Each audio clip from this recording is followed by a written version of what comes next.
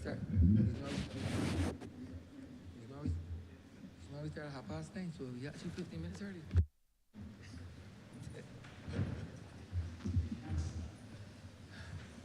Ready? This house is in session. On yesterday's date, we were debating the Appropriation Bill 2026. We returned to the Appropriation Bill 2026. Honourable Member for St. Philip West. Mr. Speaker, I beg to move the suspension of Standing Order 67-3 to permit extended time for discussion on this head. The question is that 67-3 of the Standing Orders be suspended. All those honourable members in favour, please say aye. Those against, please say no. We think the ayes have it. Standing Order 67-3 is hereby suspended. The debate continues. You want to move there?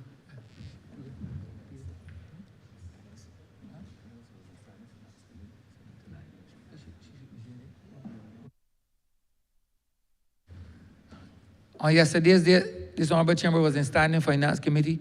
We revert to Standing Finance Committee.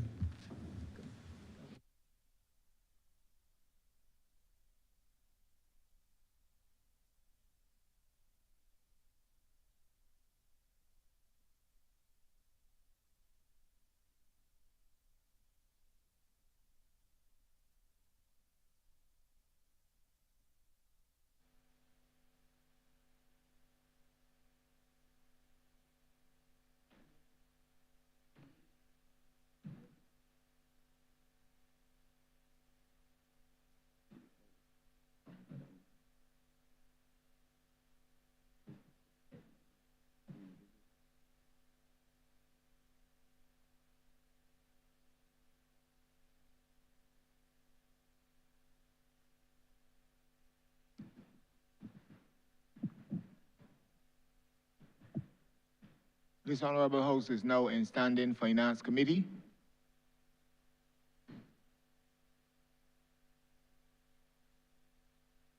Honourable Member for St. James North.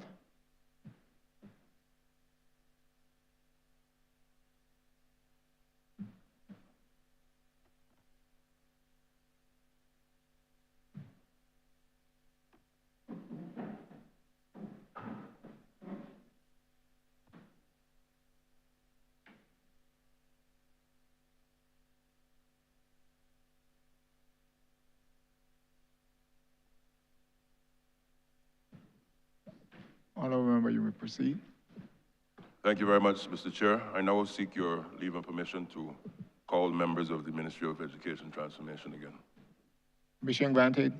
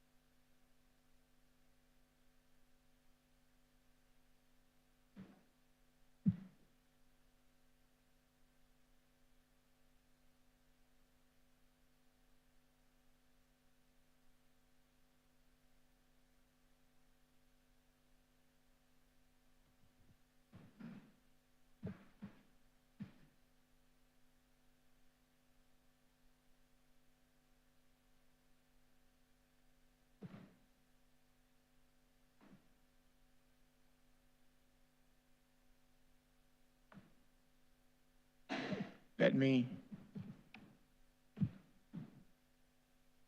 remind ministry staff as well as members of Parliament of the process. I think the members of Parliament will be very familiar. So I'll say to the members of the staff of the ministry, just remember when you are, just before you speak, just give your name and your position within the ministry, and you are allowed 3 minutes in your response. The minister would have 5 minutes in his response, and he has the right to refer or to defer to a member of staff. Honorable members of the House, you have 3 minutes to pose your question. You utilize your 3 minutes in preamble, but then you will forfeit actually asking the question. Once you've asked that question, you will be allowed 3 follow-up questions, 3 connected questions to the question you would have asked at first. If they're not connecting questions, you will be advised so, and I will move on to the next person in the interest of moving along quickly with this debate. Just remember your 3 questions must be connected to the first question. Thank you, Honorable Member for St. Philip West. Thank you, Mr. Chairman. Well, first of all, let me commend the ministry for the work that it continues to do to strengthen the education system here, and to commend the minister for the work that he and his team continue to press on with. My question relates to the Foundation for Learning. I do know that the ministry has made it a priority to strengthen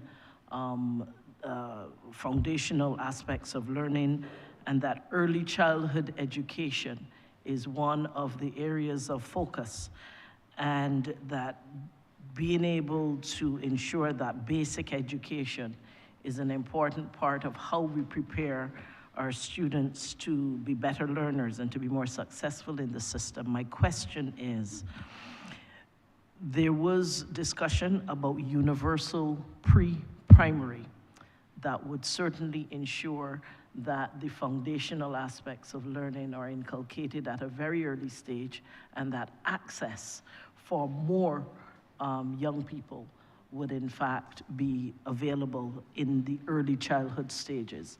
What are the current plans for the rollout of universal pre-primary? Thank you, Honourable Member. You're right in the point that the ministry certainly will be rolling out the access to early childhood education. As a matter of fact, I'm pleased to report that this coming September, we're now in a position to ensure that that is done, giving access to all parents across the country who want to access early childhood education for their children. They will now be in a position to do so. This, of course, is a very proud moment for the ministry. A lot of that work, incidentally, your Honourable Member, would have started when you were in that chair.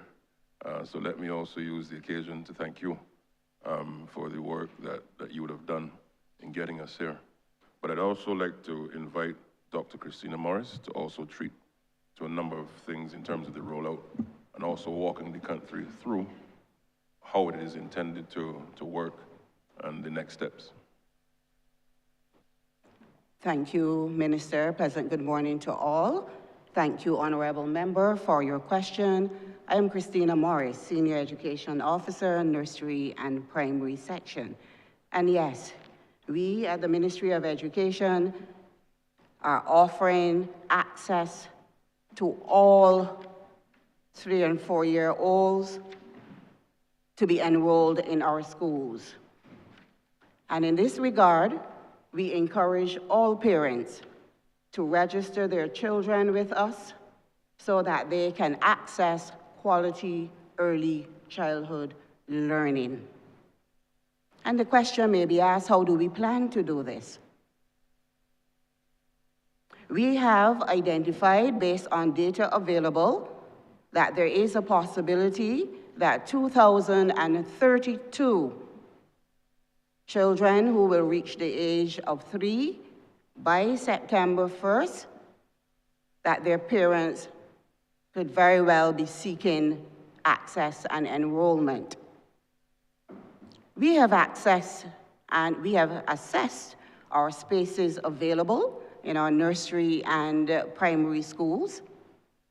To date, we have confirmed 1,711 spaces. Assessments are continuing as we speak, and we expect that by Friday of this week to have additional data coming out of the reports from our education officers who are in the field.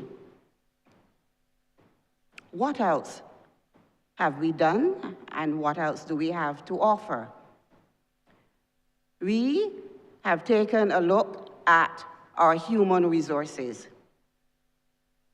We value and continue to value the work that our teachers have been doing, and we continue to prepare them for what we would like them to do as it relates to ensuring that we continue to strengthen our delivery of quality early childhood education. In this regard, we have targeted our early childhood coordinators who have responsibility for working with their principals to lead and build out early childhood pedagogy. The first cohort of training started in November, and we are continuing with that training from tomorrow. 79 early childhood coordinators are being exposed to the training. Additionally, with the assistance of our technical management unit, we have determined that some minor upgrades will be needed to some of our spaces in our schools, and in that regard, we will have, as necessary, some upgrades to bathroom facilities to ensure that we have the requisite number and type of toilets for our very young ones. We're also looking at our outdoor play spaces, and we do intend and will be working to build out those outdoor spaces as we provide equipment that is appropriate for our very young ones to build on their motor skills. And as you know, while they are doing that, it provides ample opportunity for them to strengthen their social and emotional skills as well as they negotiate with each other and as they engage in play. We intend by the end of this week, we have, as I look at human resources again, we have identified our 421 teachers with the requisite qualifications, and we are continuing to collect data on this. We have our teacher interest survey, which will be disseminated by Friday of this week. Upon approval, we have also prepared a parent interest survey because we want to hear from the parents. We want to know what they expect from us as educators, as we say to them, bring your children, enroll your children. That survey for parents has also been designed and will be disseminated by the end of this week upon approval.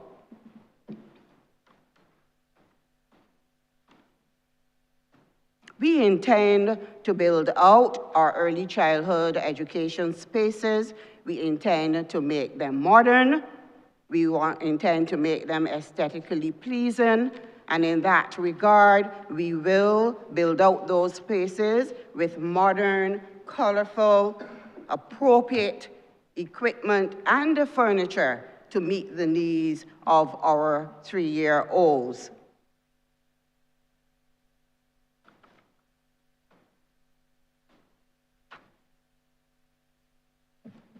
Additionally, We also seek to ensure that by doing these, we create environments which are welcoming, safe, developmentally appropriate, where all of our children can thrive and where they can be readied for formal education. By July 31st, 2026, we expect to have our furniture distributed to the various schools. And we also expect that the minor upgrades, which would include sinks, what I commonly refer to as the mini toilets, and any painting. We also have identified spaces for our sand and water play, and we expect that these things will be done by July 30th, 2026, as we prepare for the start of the next academic year. As we prepare to roll out this initiative, we intend to go to public. We are doing this now in this forum, but I know that our communications team, they have also prepared a public relations campaign, which we intend to roll out shortly upon approval, and we are going to take our message to parents. We are ready. We have the access. We have a cadre of trained, qualified teachers in early childhood education. We will make all of our spaces ready, modern, relevant, and we are ready to accept those children who will be 3 years of age by the 1st of September, 2026.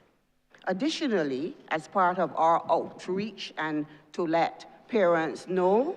Officer, I know this is a very important subject that persons would like to hear and that you would like, I know, to expound on. However, your time has expired and you can come back later to share this important information with the public. Thank you very much, Chairman. Mr. Chairman, my follow-up question.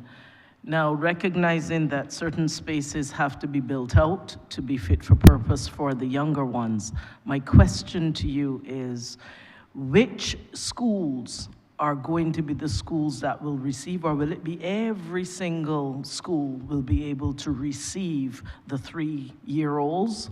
Or will there be only specific schools, and can you identify at this time which schools there will be? Thank you for your question, Honorable Minister.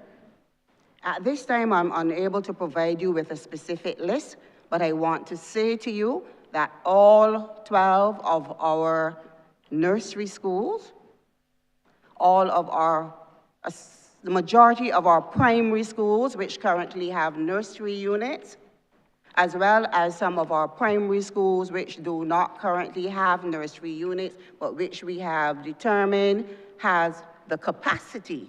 Because as we would have noted in our discussions yesterday, we noted that there has been a decline in birth rates and as a result, enrollment rates, and therefore we have determined that we do have the space to accommodate the numbers projected.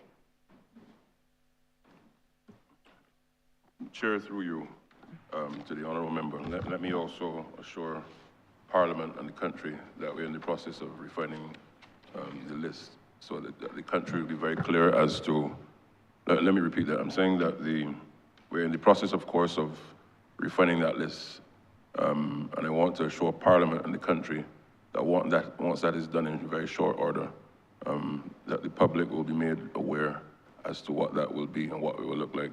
But permit me, through your indulgence, Chair, to ask Dr. Morris, in her previous response, just to very briefly walk the Parliament and the country through the why of early childhood education. And why is this? Why am I asking for that to be done? The science has shown that between the ages of 3 and 5, once you can get a child's mind into a mode of learning certain key skills and understanding, that will go on to benefit them for the rest of their life. And what they learn thereafter, as we would say in Barbados, of course, is gravy. But that foundational element is so key that what we're trying to now do is to ensure that every child, even before they get into the primary school system, as it were, is that they have a global head start. These things, of course, are happening across the world. When you look at jurisdictions like China, Japan, South Korea, Singapore, Rwanda, a number of them, UAE, and you then see the benefits, particularly over the next 15 years of these countries' development. It is as a result of that strategic deliberate policy intervention. So I just wanted very briefly for Dr. Morris to be given the time to just walk the country through the importance of it and the science and why now at this time as part of transformation. Thank you, Minister. And you're quite right. Yes, there is a large body of research out there which informs us that during the early years of a child's development, there is a lot of learning that takes place. And therefore, it is incumbent on us as educators to maximize on that period of the child's development, to create those learning spaces that will stimulate interest, that will stimulate inquiry, that will help them to strengthen their social and emotional skills. And we're not forgetting the values as they engage in their play.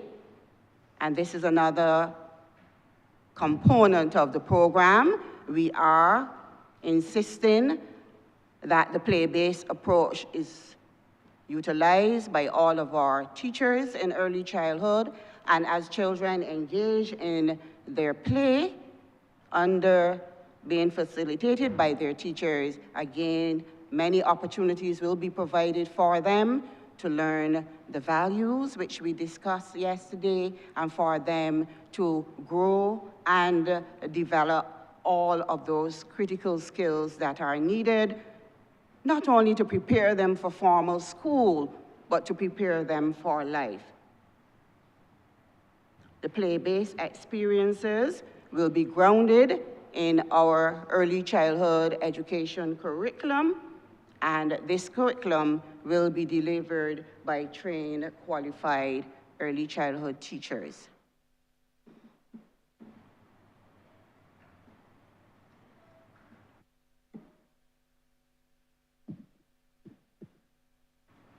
Thank you, Chair. And my third and final question connects to the good news that you shared about the fact that you will have a public education campaign that will outreach to parents to update parents on what is available, where it's available, and how do you access. One of the things you said was that you're going to take your message to parents. My question is, at the same time that you're taking your message to parents, I am assuming that is going to be at the community level, where in various communities, people can come to hear how do you register your child. My question is, will there also be a decentralization of the registration to make it easier for parents? Are we gonna ask all the parents to go to the ministry, or when we have those public education sessions, will you be able to show up and register on the spot? And I'm asking that on behalf of the parents and guardians of St. Philip West, and indeed the rest of the country.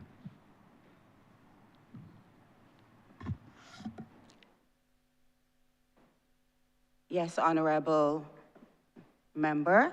Yes, thank you for that question. And again, I can say yes to your questions. The intention is to meet the parents in the communities.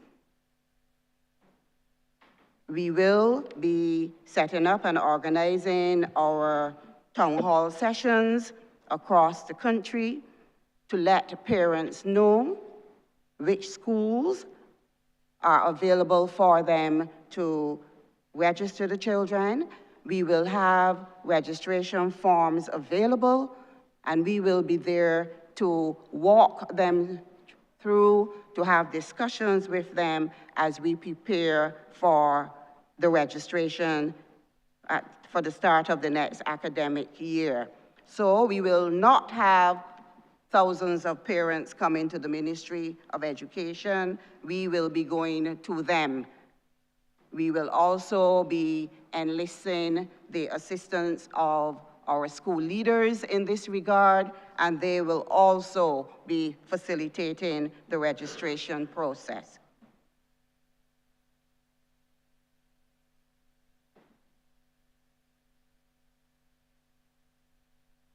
Thank you, Chairman. I just hope that in advance of these sessions, you'll tell people if they need to bring a birth certificate, if they need to bring, so that when they come to these sessions, they're ready for registration. Thank you, Mr. Chair. Thank you, Honourable Member for St. Thomas. Thank you, Mr. Chairman. I'd like to begin by thanking the Minister and his team for a very enlightening presentation so far on the concept of educational transformation. I would like to think that we would all believe that our system of educating our youth in Barbados lies really at the core of who we are as a people. Great social advances that we have made as a country has been laid on the basis of the social settlement, which the education system plays a large part. So I was very grateful for the Minister and his team outlining a lot of the vision for that transformation process.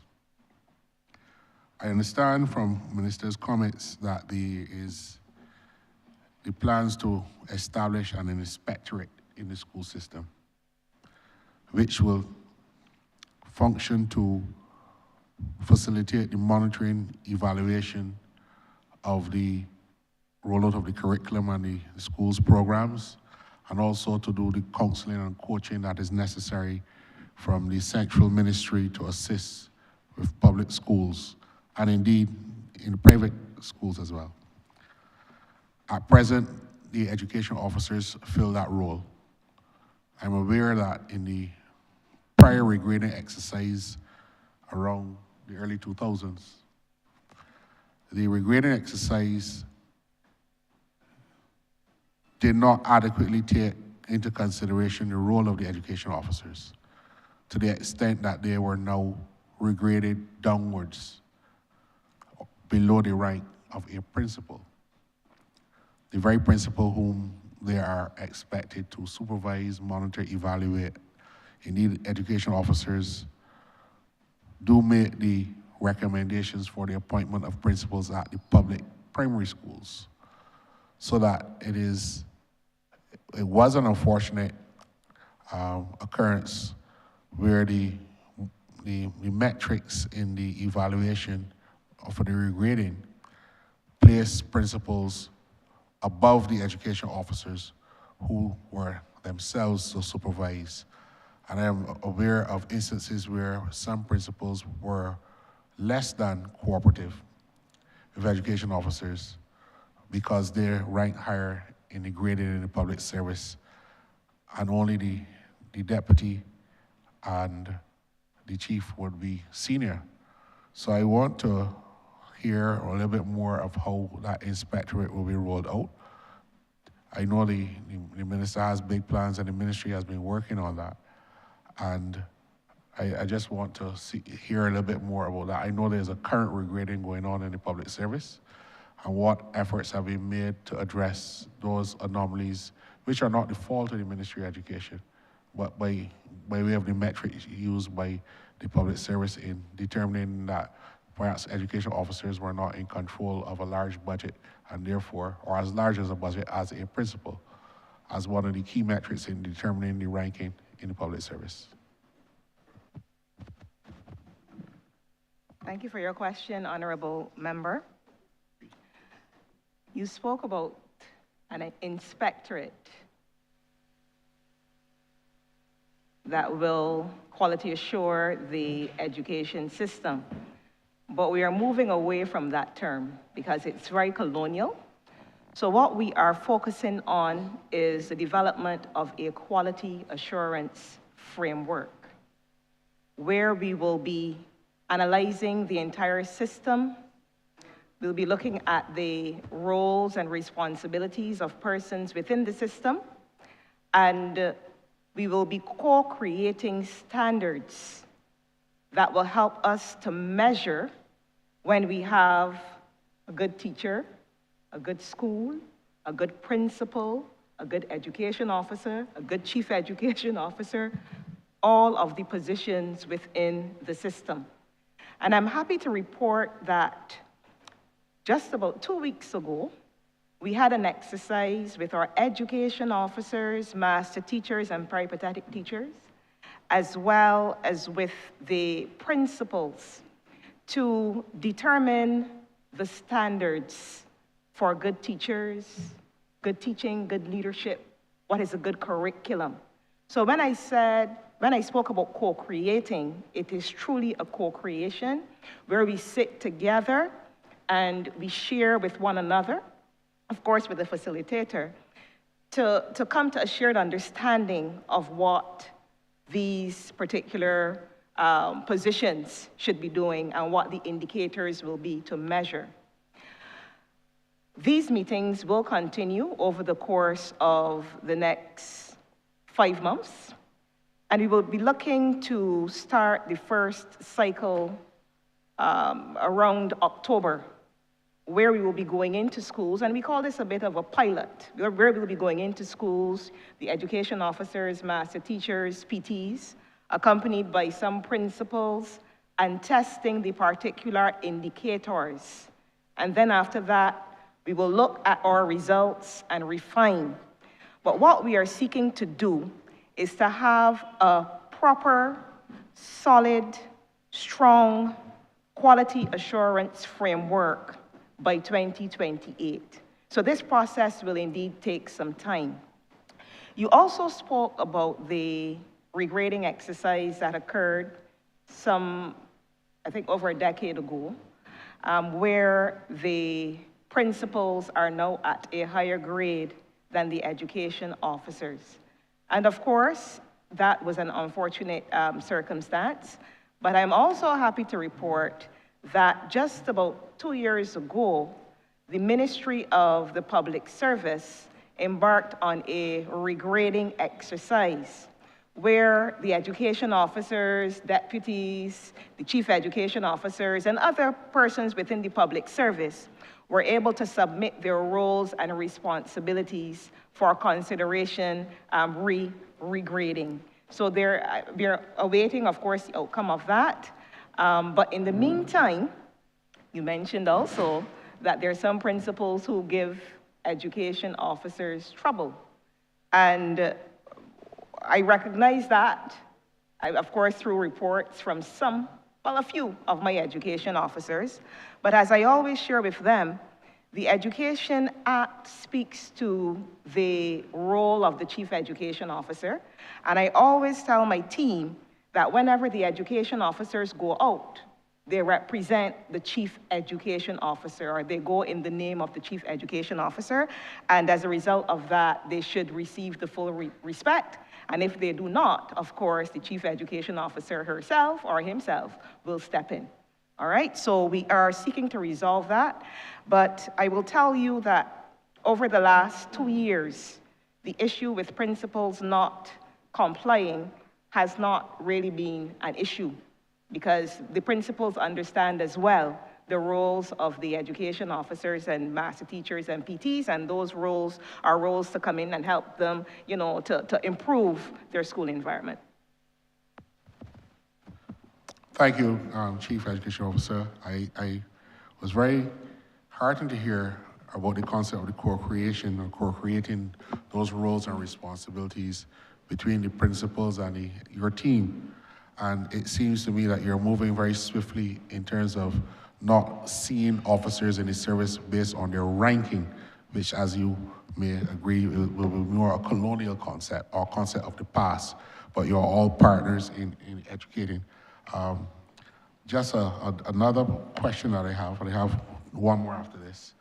One of the things that concerns me is the level of... Honorable member, is this a follow-up to the first question? If it's a new question, then we have to move to the next person. So please indicate only follow-up questions with this one. Then you will get the opportunity to come back. Thank you, Mr. Chair. Forgive me for my ignorance, but I will pass on. The question is completely different, so. Honorable member for St. Michael South.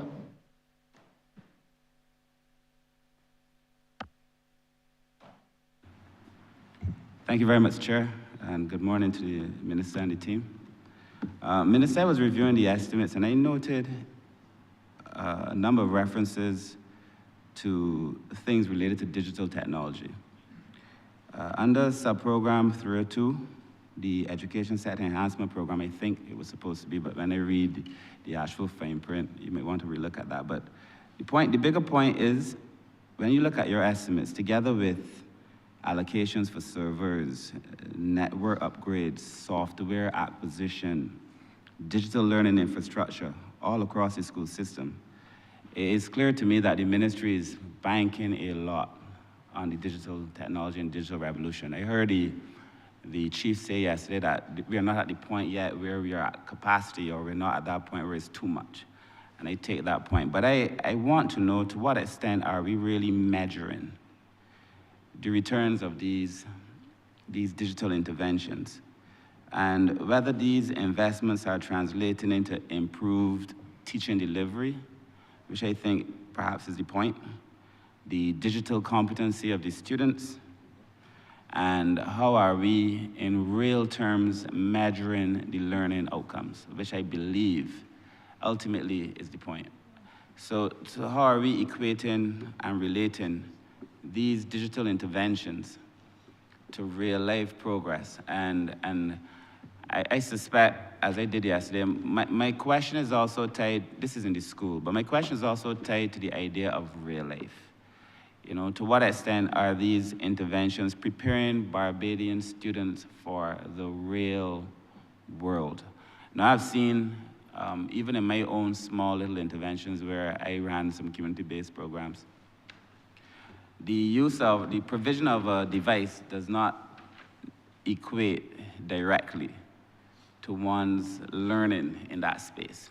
Students play with them, students ignore them, and so on. So I'm just wondering, what are the tools that you use to measure, and what is that measurement telling you in relation to this digital intervention that, based on the estimates, because there's substantial money is being placed there, what are you seeing?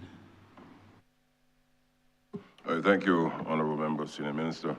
So the process of ensuring that, one, as you asked, that we can prepare our people for, I can't even call it just the future, the present and the future, with respect to being able to navigate technology and to give them the necessary tools to navigate development even beyond school. That is why you would see, and would have seen in previous estimates, the rolling out of a comprehensive program so as to allow for our schools, including, of course, our teachers and our students, to be able to do learning and to learn in a mode of technology. As you would have heard yesterday, at the same time, I've instructed the ministry through our research and planning department to look also at the balance of how do we ensure that we're not going too far east in the use of that technology. Equally, as the chief would have indicated, we've not come to a place where there's an over-reliance, because there's still a major gap to fill. That notwithstanding, however, we've made it very clear that the learning outcomes must be matched with the investment we're making. And so far, I'm happy to report to you and to Parliament and to the country that we're seeing significant progress in that regard. We only need to take a step back to just 6 years ago, where we had to go through COVID, and almost immediately the country and many countries around the world had to be in a position to transition because of the pandemic. But it's not just because of those types of external shocks that we have to prepare our students.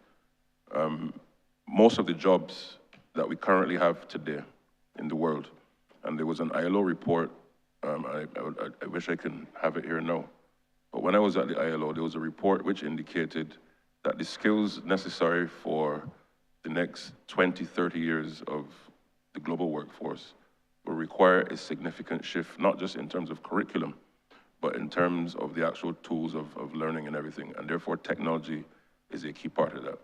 But the fourth and important point, however, is that the ministry is now in a mode of looking at all of our interventions to ensure that we have a better quality of outcome of learning, and how is that being addressed with respect to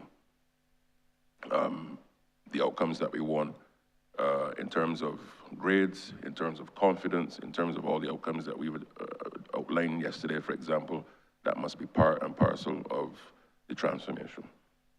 Now, what I want to do is to invite the chief and her team to give you some specifics with respect to numbers and data, so as to walk you through why the intervention is necessary, and therefore to be able to support the resources that we're asking Parliament to approve under the estimates. Thank you, Minister. Yes, Senior Minister, I understand you're concerned with regard to the over-reliance, as you were speaking about yesterday, on the technology when, of course, teachers are engaging in instruction. But one of the things that we have focused on, especially over the past 2 to 3 years, is using data to drive our decision-making process. There are schools at present which use technology. They have classes where they use technology to aid instruction. We call it computer-aided instruction because the computers are supposed to assist and not take away from, or the tablets are supposed to assist or not take away from. I can give a specific example of Sela Primary, where they have classes that engage in the use of tablets. We call them Learn It tablets. And these children learn how to read using the tablets. They learn to do mathematics using the tablets as well, and some other things. And they have shown significant improvement in, these are the students, in their performance after use of the tablets. So while the ministry is on a mission to collect data using its quality assurance frameworks and using the officers from the planning and research department, our teachers are every day on the ground collecting information and sharing the success stories with the Ministry of Education.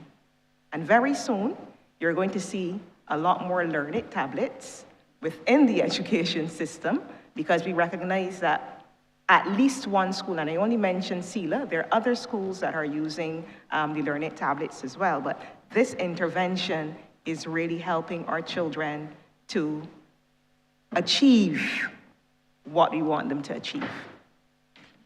If I can, through you, Chair, to the Honourable Member, one of the other things that we have to face as well is the fact that, take CXC for example, a lot of the examinations now through the CXC across the region have now moved into a mode of doing it online. And thus it forces our reality to be one where we have to prepare our children to take exams in that digital world. But it goes back to your earlier point of preparation for the world itself. Take, for example, in cabinet, we now use devices to engage in the business of cabinet, whereas traditionally it would have been paper. And more in the world, modes of business and business conduct and governance is done like that. So if we're going to prepare our students for that reality, which already exists, we have to give them the tools, whilst whilst being cognizant, of course, of the fact that there's still cognitive behaviors and everything that we still must ensure that they can master through ensuring that there's not that over-reliance. So hence the reason why we said yesterday that we've instructed the research team to now do the necessary research to ensure what is the balance that is suitable for Barbados' transformation at this point in time.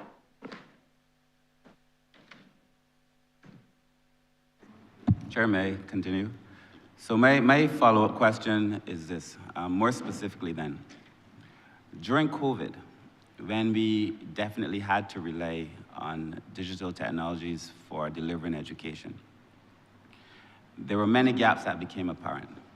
Those gaps some were realized in terms of people's access to devices, people's access to internet. That's one of the things the government did was to try to provide internet services to the vulnerable households so that they could continue schooling. Students' capacity even to engage with that information, our readiness to be able to be educated via those changing modalities. COVID brought the reality to bear on a number of things. I would want to know to what extent are we able then to continue to be able to address and fill those gaps that COVID showed us. One, in terms of access and capacity to learn, but I think more importantly, if we realize that COVID became a point where the disparities perhaps had exponential negative impacts on students who did not have or could not learn, what have we put in place to be able to help those students catch up on the COVID years in simple terms? And I think it's an important question because I don't know if the country has actually appreciated the impact on COVID on people, period. And so for children whose learning, whose mental well-being, whose everything really depended on us being able to help carry them through a very difficult period, have we gone on with business as usual? Or to what extent have we, recognizing those disparities, to what extent have we been able to intervene through education to console, comfort, but yet build back the capacity of the students, and then to teach in a way that recognizes those disparities are real?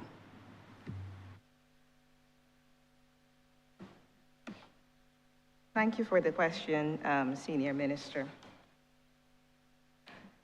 The COVID period was a very difficult time for us. Indeed, we recognize that there were several children who did not have computers, they didn't have internet, as you correctly stated, and that, of course, widened the gap when it came to learning. What we did during that period was to ensure that those children received computers, and we had several meetings with service providers relative to internet provision for those children. In some cases, we engaged the Barbados Light and Power because some of the children's homes did not have electricity either. And all of those entities were very understanding and assisted us in ensuring that the learning gap, that digital divide, was not as great as it could have been. And as a ministry, we are very grateful to them. Fast forwarding to 2025, 2026, what we are embarking on as a ministry is the provision of digital devices to every child in Barbados. But we are doing it using a phased approach. So as of January 2026, it's my understanding that children in the first form received devices to facilitate what we call book fusion, that is the online textbooks. And we want to expand this so that, we have children in 2nd, 3rd, 4th, 5th, and 6th also receiving those digital devices and then moving on at the primary level. So the ministry, in terms of hardware, is ensuring that our children have the hardware. Additionally, coming out of COVID, and I'm not sure if many persons know some of the measures that we took. We provided free lessons online for primary school children. Those who were about to write the examination, class 3 and class 4 children, teachers jumped on board and assisted with the provision of those free lessons, and it was a ministry effort. We also provided extra tuition online for secondary school children. That occurred as well. So there are a number of programs that we as a ministry put in place to close that learning gap that would have been created through COVID. Additionally, every summer, we have a program to help those children who have deferred. And I'm just talking about ministry programs now, those children who have deferred. But the real thing that I want to get to here is that we have several teachers across the system who are very invested in their children. They recognize the gap and they go beyond the call of duty to make sure that those gaps are closed. And I commend them for that. They do not depend on the ministry to say, do this or do Y, do X or do Y to assist little John or little Ian or whoever. They put programs in place. They say sometimes after school, they give the additional instruction at lunchtime to make sure that gaps are closed. So the teachers, the principals, in terms of their school improvement plans, the ministry, in terms of their national programs, we are all working together to make sure that that gap with regard to learning is being closed. My final follow-up. So, in the ministry I led in people empowerment, during COVID, we saw an increase in abuse cases for children and also domestic abuse. We saw neglect cases go up. I know COVID is over in the minds of people. I do not think it is over in the experience of children.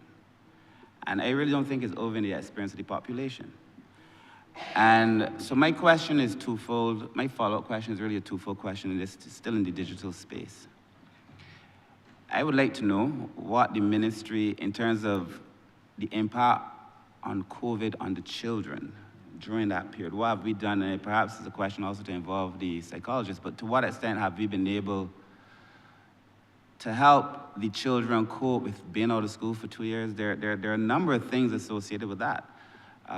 If you live in an unstable household, or if you are a child who benefit from being in groups, I don't know that you can just go back to business as usual. So I just want to know, and that would be an impact on all the children in schools, but particularly at the primary schools, those who were 4 during COVID, 5 during COVID, 6, 7, 8 during COVID, and whose learning was significantly impacted, one. But then, considering that we could have another COVID or some other pandemic, how have we built the digital resilience of the Ministry of Education and the children? And I think I hear, because we've started doing more, to what extent have we been able to build that digital resilience to recognize that in the event that it happens again, we are better able to deal with it? And again, I really want to thank the Ministry of Education, because I know y'all did a lot of work with the children during COVID to make sure children had access to learning and so on and so forth. But we live in a world where the PM often says, you know, you shouldn't find yourself reacting to an event that you should see coming.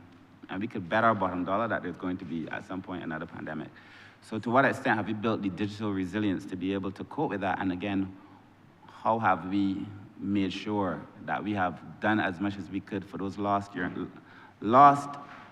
not years necessarily of learning, but the additional things that come with being in a school to help those children who would have been in school during that period?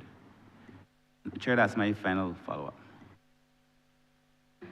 All right, thank you. Thank you for the question. With regard to the social aspect, I will ask the senior psychologist, Mrs. Juanita Brathwaite-Wharton, to speak to that. But in terms of the digital resilience, earlier I shared that we are disseminating devices to children, and that will be done using a phased approach. I will also share at this time that several of our schools are still using the Google platform. They're still using Google Classroom. They're posting homework on that platform. They're posting notes or what we call supplementary materials for our children so that they can do their studying. So in the event that we have another situation or another event like COVID, there is some resilience there. Is there room for improvement in terms of the use of the Google Classroom and so on? Yes, there is room for improvement, but the ministry will continue to work on that in terms of closing that particular gap. I will refer now to senior psychologist Juanita Brathwaite-Wharton. Thank you, Minister Humphrey, for that question. Juanita Brathwaite-Wharton, senior psychologist, student support services. The Ministry of Education endeavored during the period of COVID to enhance the services that we offer to students who would have been having challenges during that period. From the initial onset of the COVID period when we were all in lockdown, our social workers were busy at work. They continued to do home visits of students whom were identified even before COVID, who we knew were vulnerable. We continued to provide social work services where we did the home visits. We assisted in terms of food security by providing hampers. We partnered with places like Living Waters Foundation, with St. Mary's Church, with Kingdom Life Ministries, Assemblies, and we identified those students who needed that assistance, and we gave. Additionally, the Sandy Lane counseling program, during the online period, we continued online counseling for children who we knew were having challenges before, but also those who were referred by various partners in education during the time. We worked closely with all of the agencies, the Juvenile Liaison Scheme, the Child Care Board, the Welfare Department, the One Family Program. Many of those entities would have made children aware to us who were having challenges, and we continued our services like normal. Coming out of COVID, well, before we talk about coming out of COVID, as we anticipated the return of children to school, we created a mental health and wellness policy so that we could move towards those children who were having challenges quickly once they came back into school. We knew that many of the children had negative experiences, as you indicated before, with abuse and the challenge that families felt economically inevitably trickled down into the children. And so we create a mental health and wellness policy that enable school practitioners to easily identify children who came back into the school setting who clearly needed an additional level of support. One of the things we also did through that policy is that we created the facility for self-referral of students. So in the past, our protocol was that teachers and principals identified children who they saw were in need, but we recognized that there were a lot of children who may have had needs that the school was not aware of. And so we instituted the self-referral process where children, both at primary and secondary, would engage with school counselors, with social workers, so that they could get the assistance that were needed. Because we were able to expand the number of social workers we had in that period, we moved from 2 to 9 in about 2021, and we also were able to expand the number of primary school counselors and secondary school counselors during that period. It meant that more children had access to individual counseling. I don't think people recognize we have guidance counselors in schools, but guidance counselors are on a teaching schedule. And so they teach health and family life education. They also manage the school meals program for children at secondary who have issues with having lunch. And so their time to do individual counseling is limited. So with the facility of the school counselors at secondary, we are able to provide that individual counseling to children because we recognize what we did in the past was refer them to other agencies wasn't working. We have them as a captive audience in the school setting, so it made sense to put counselors in schools who focus primarily on that individual counseling. We also do a lot of group counseling in areas where we see lots of children are having challenges: anger management, conflict resolution, bullying prevention, self-esteem training, and I could go on and on. But what I want to speak of specifically is the 2 flagship programs that we offer in schools, the STAR program which is done for students identified at primary school who need an additional level of support. And that program, our primary school counselors and social workers come together, and we have created an indigenous social skills counseling program never before done in Barbados, where we looked at all of the areas that children need to improve their skills in order to help them manage better emotionally and behaviorally. And we created a workbook specifically done for Barbadian children with Barbadian sayings. We've utilized Barbadian songs. It takes a cognitive behavioral therapy kind of format. And having done some training with our Jamaican colleagues in cognitive behavioral therapy, we thought that we wanted to do something that was specifically Barbadian for our children. So that's the flagship program at primary. At secondary, there's a program called Project Reach, where we identify first formers who come into secondary and whom school personnel recognize are having a bit of challenges transitioning. And we work with those children.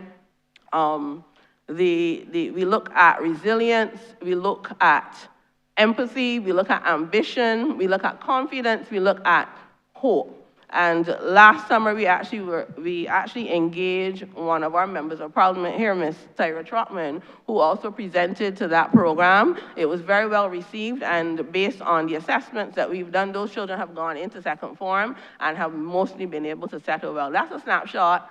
I know that time is limited of the kind of work that we do in student Not services limited. to support children. Go on. Chair. We can come back to you. Yes, Chair. Thank you. Chair, I seek your indulgence.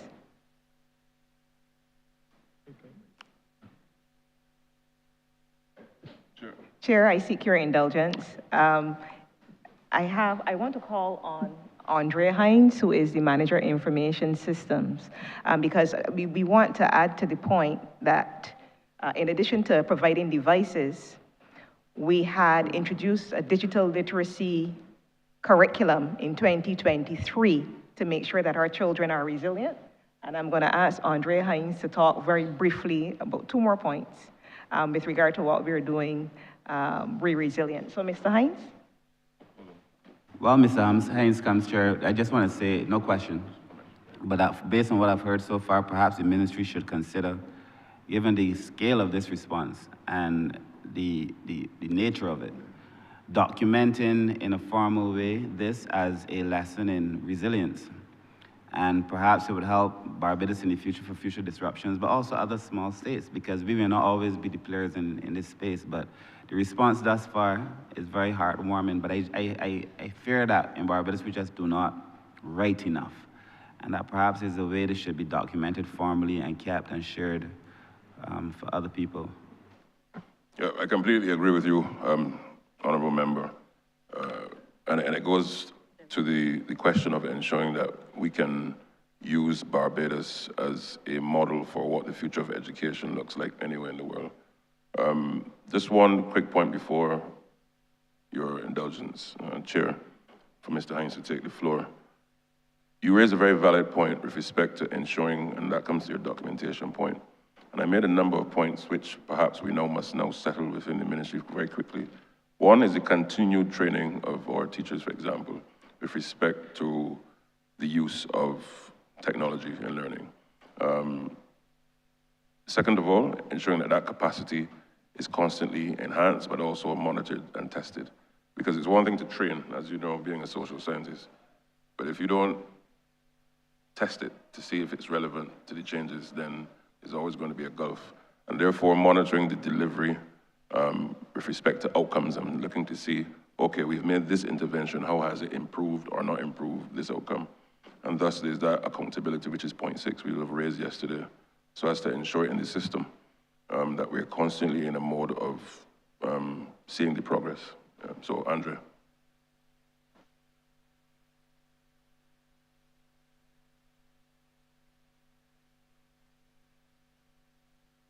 Mr. Good Hines, morning. please. Thank you. Andre Hines, MIS Manager. To speak to your point, Honorable Minister, regarding the funds toward the improvement of technologies and so on, the digital literacy syllabus was developed in order to provide that kind of resilience for students.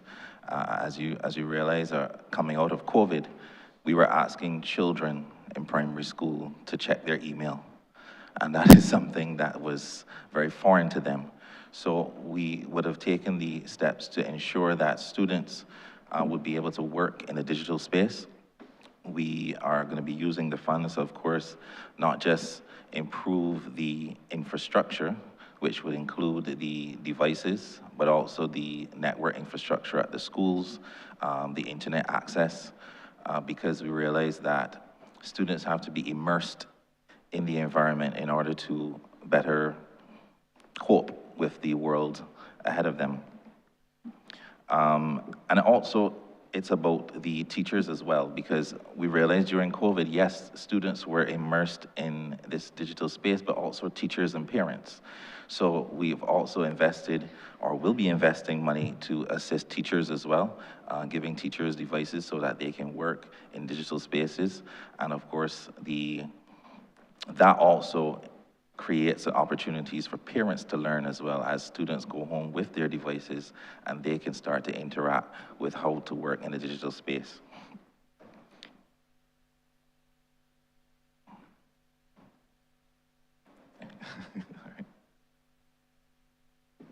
Thanks, Chair.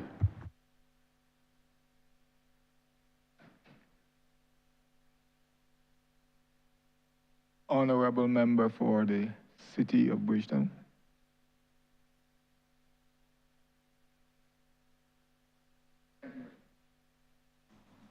Thank you very much, sir.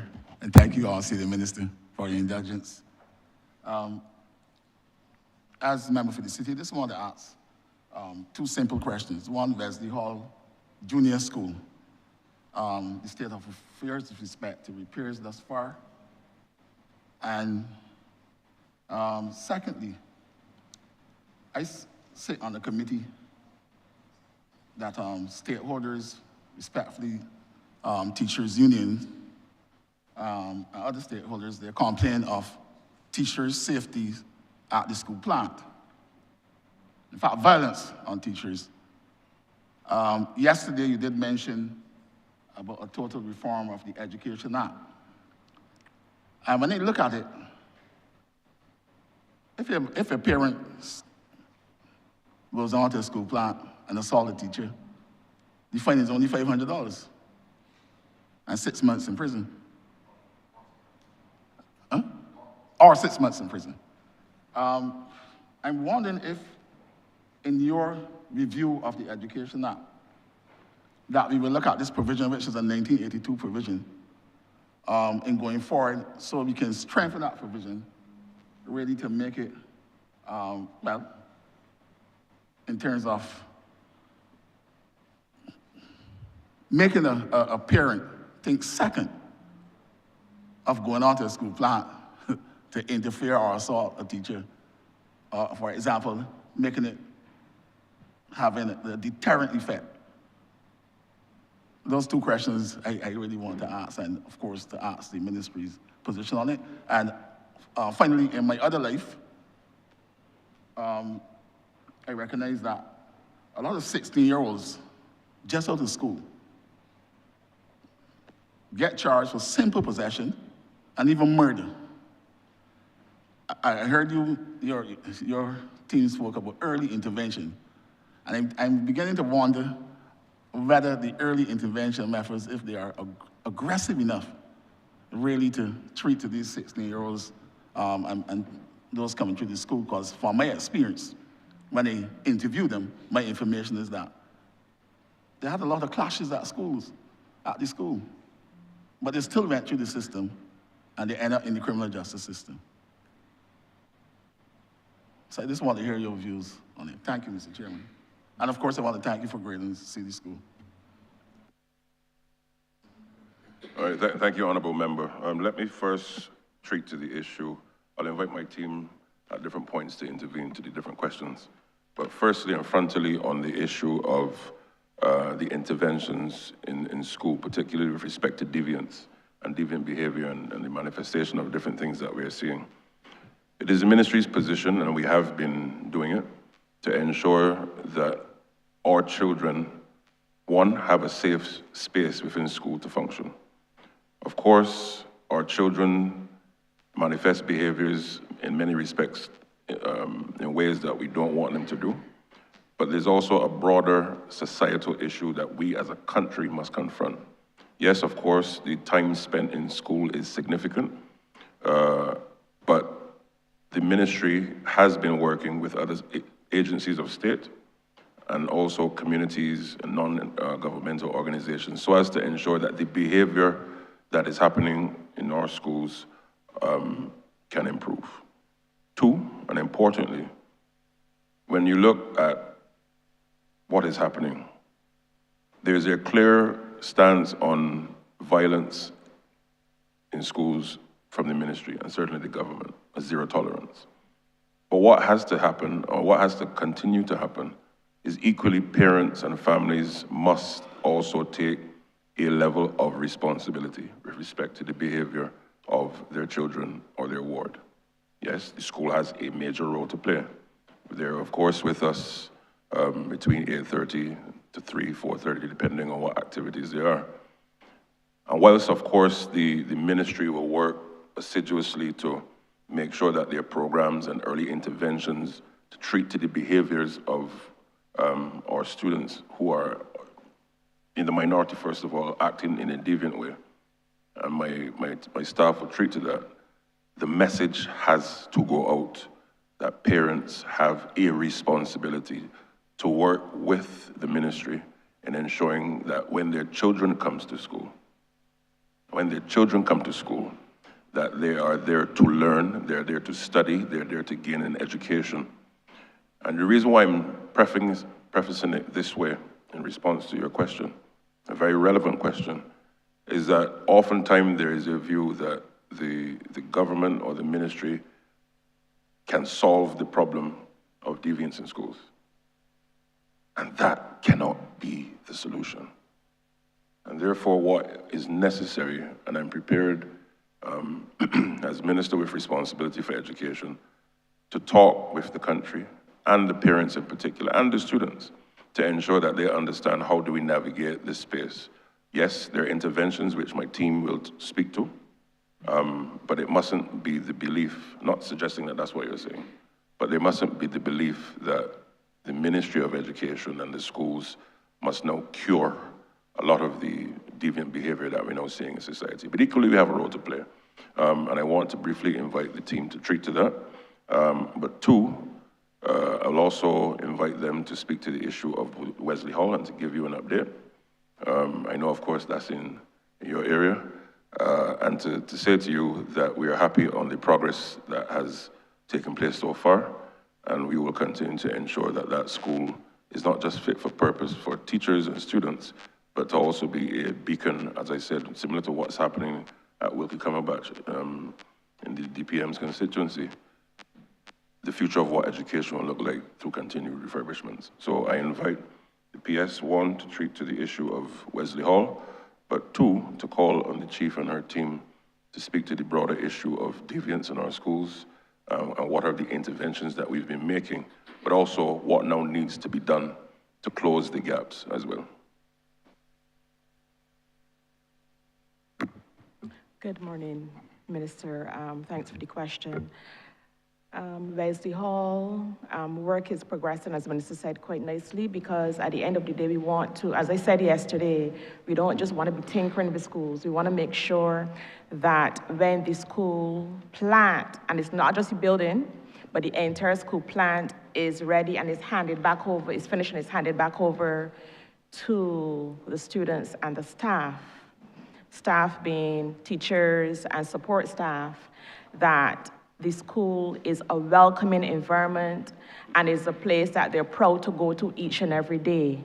Wesley Hall School is a very old school in terms of years, and it's a school that many persons would have attended, a very popular school in the city area.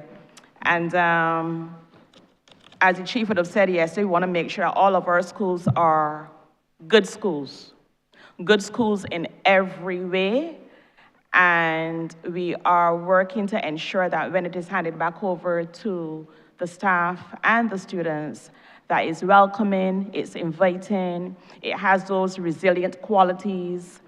And because one of the things that, because we talked about yesterday, the plans, the drawing plans that we've done for the concept schools. And when we hand back over Wesley Hall, we're going to make sure that it has those features as well. When the chief would have met with the director of ETMU, looking at the plans, would have ensured that a quiet room is part of a feature of that school. A quiet room, because in our classrooms, we are being faced with children with different challenges, which means that we therefore need to make sure that our schools are well equipped to address the needs of children of all different types of needs. So within that school, there will now also be a quiet room so that teachers and the children will have that feature within the school. So I would ask the director of ETMU if he can speak a bit more in terms of the work that we are doing at the Wesley Hall School. Good morning again. Wayne Baker, Director, Education Technical Management Unit. Yes, you're correct in terms of the work that we've been doing there. When persons return to Wesley Hall School, the only thing that they might see that was there before were the four walls of the buildings. Everything else is essentially going to be new, a new layout for the school. What we have now in this new setup will be a dedicated staff room that was missing before. The ancillary staff, they also will now have their dedicated space as opposed to having to scotch in the corner as before. We as mentioned, the quiet room. We have a dedicated reading room, music room, art room, dedicated IT-related space, and we're also looking to create a new library for them.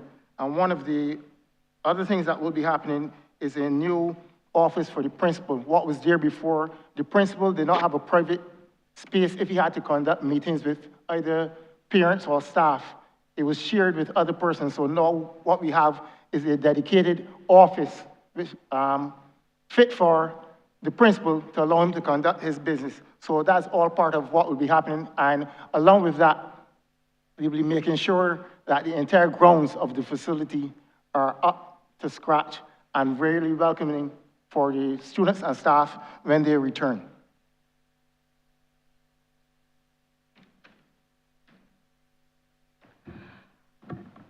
With regard to the question that dealt with the Education Act, I will share with you that the Education Act is currently under review, and we have paid particular attention to Cap 41, Section 64, that deals with a person being guilty of an offense if they cause a disturbance, if they assault a teacher, if they behave in certain ways on the school compound. And at present, the fine for that is $500, only $500 maximum, right? Or 6 months imprisonment.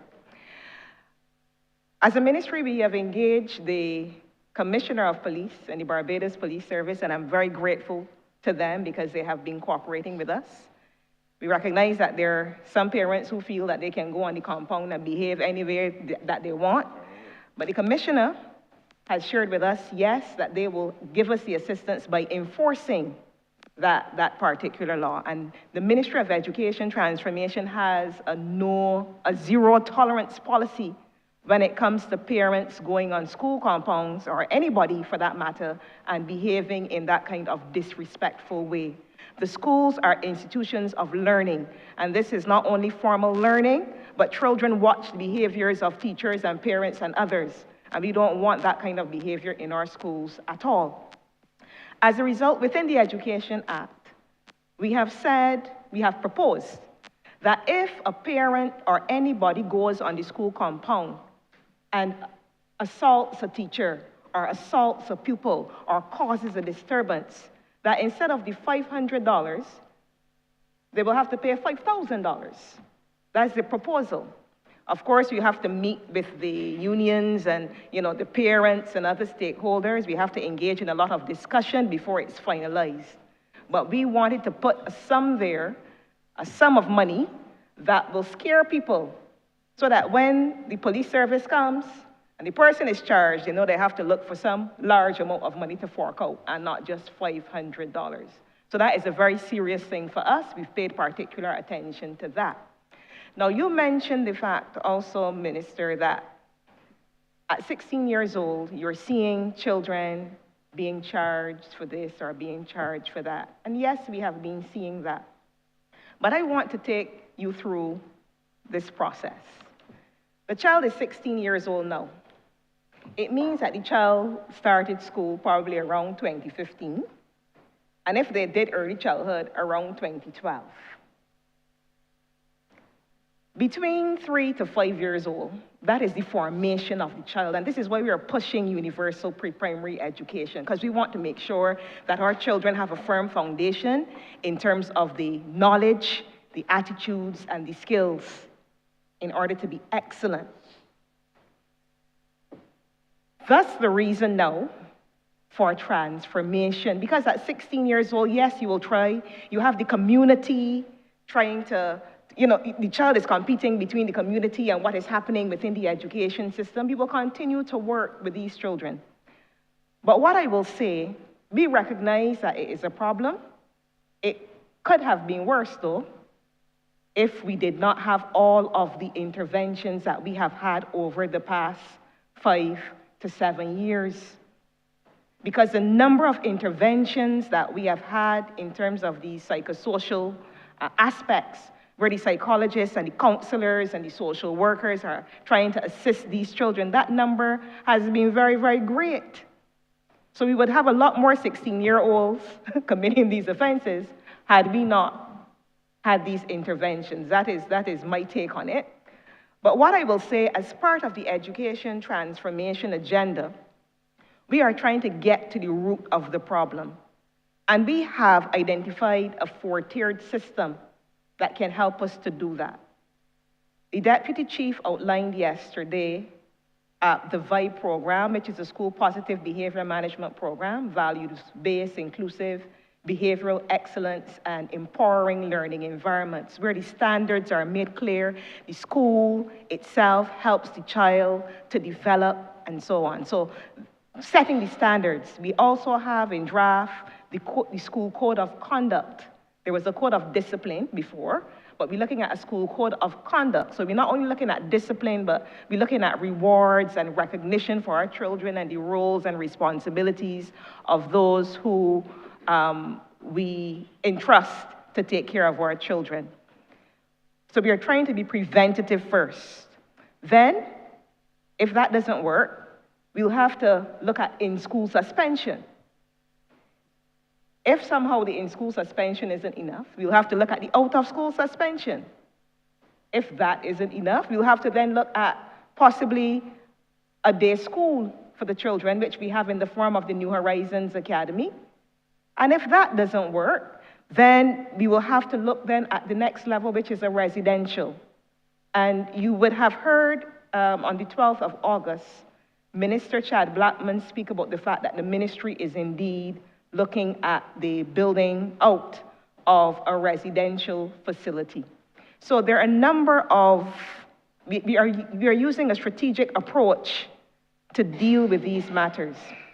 There are some people who are calling for the expansion of Edna Nichols and the expansion of New Horizons and the expansion. That is fixing, that is, to my mind, that is putting a plaster on what is not a sore. We have to get to the root of the problem. We have to try to prevent children from going to these institutions as opposed to just trying to expand these institutions at the end of the tier or at the top of the tier.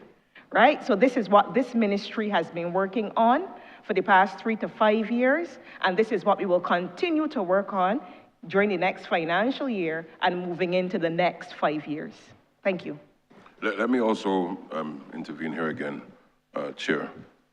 Part and parcel of what we're doing with respect to ensuring that our students see the bigger picture of not just behavior, but understanding opportunity in life is that for the first time coming September, we're having a situation where our students in secondary school must be involved in either a uniform activity, so a club, a service club, or a sporting team. And once it takes shape, the idea therefore is that you influence their behavior because one, there's structure.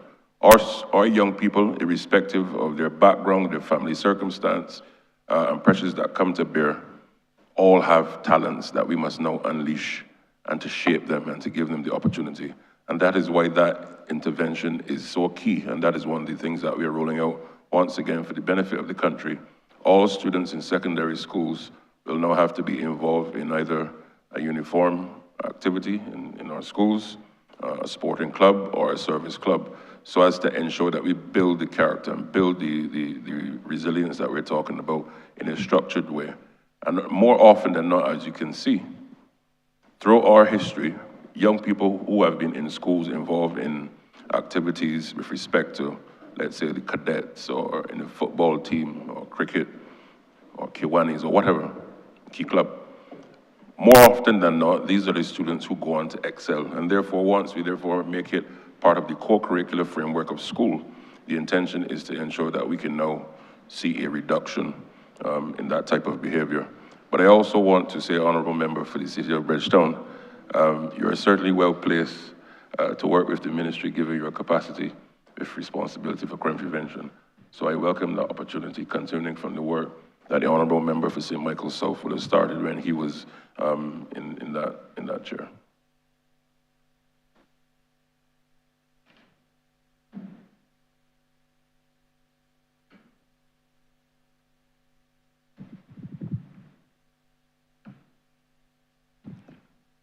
Honourable Member for St. Michael Central. Thank you, Chair. Good morning. This question is really an extension of the question that the Honourable Member for the City of Bridgetown would have posed in relation to the safety in schools. But I'm focusing now more so on the tangible measures. So for example, will there be an increase in security personnel? Will there be cameras? Will there be metal detectors? Because I remember when I was going to school, fights, altercations, it wasn't newer, it wasn't a stranger to us, but the difference is back then it would be fists, rocks, you had the occasional bat or hockey stick, but these days now students are actually going into schools with guns, knives, and other lethal weapons. So what tangible measures do you have in place to ensure that those items don't make it into the school compound? And then additionally, what about drugs? I'm being informed that some students are being used as pushers, where they're actually selling drugs on school compounds. So we're talking of the marijuana, but we're also speaking of the pills, like the Molly. And then there's some students that also ingest those items, and of course that will alter your state of mind. So what measures does the ministry have in place to tackle those two items?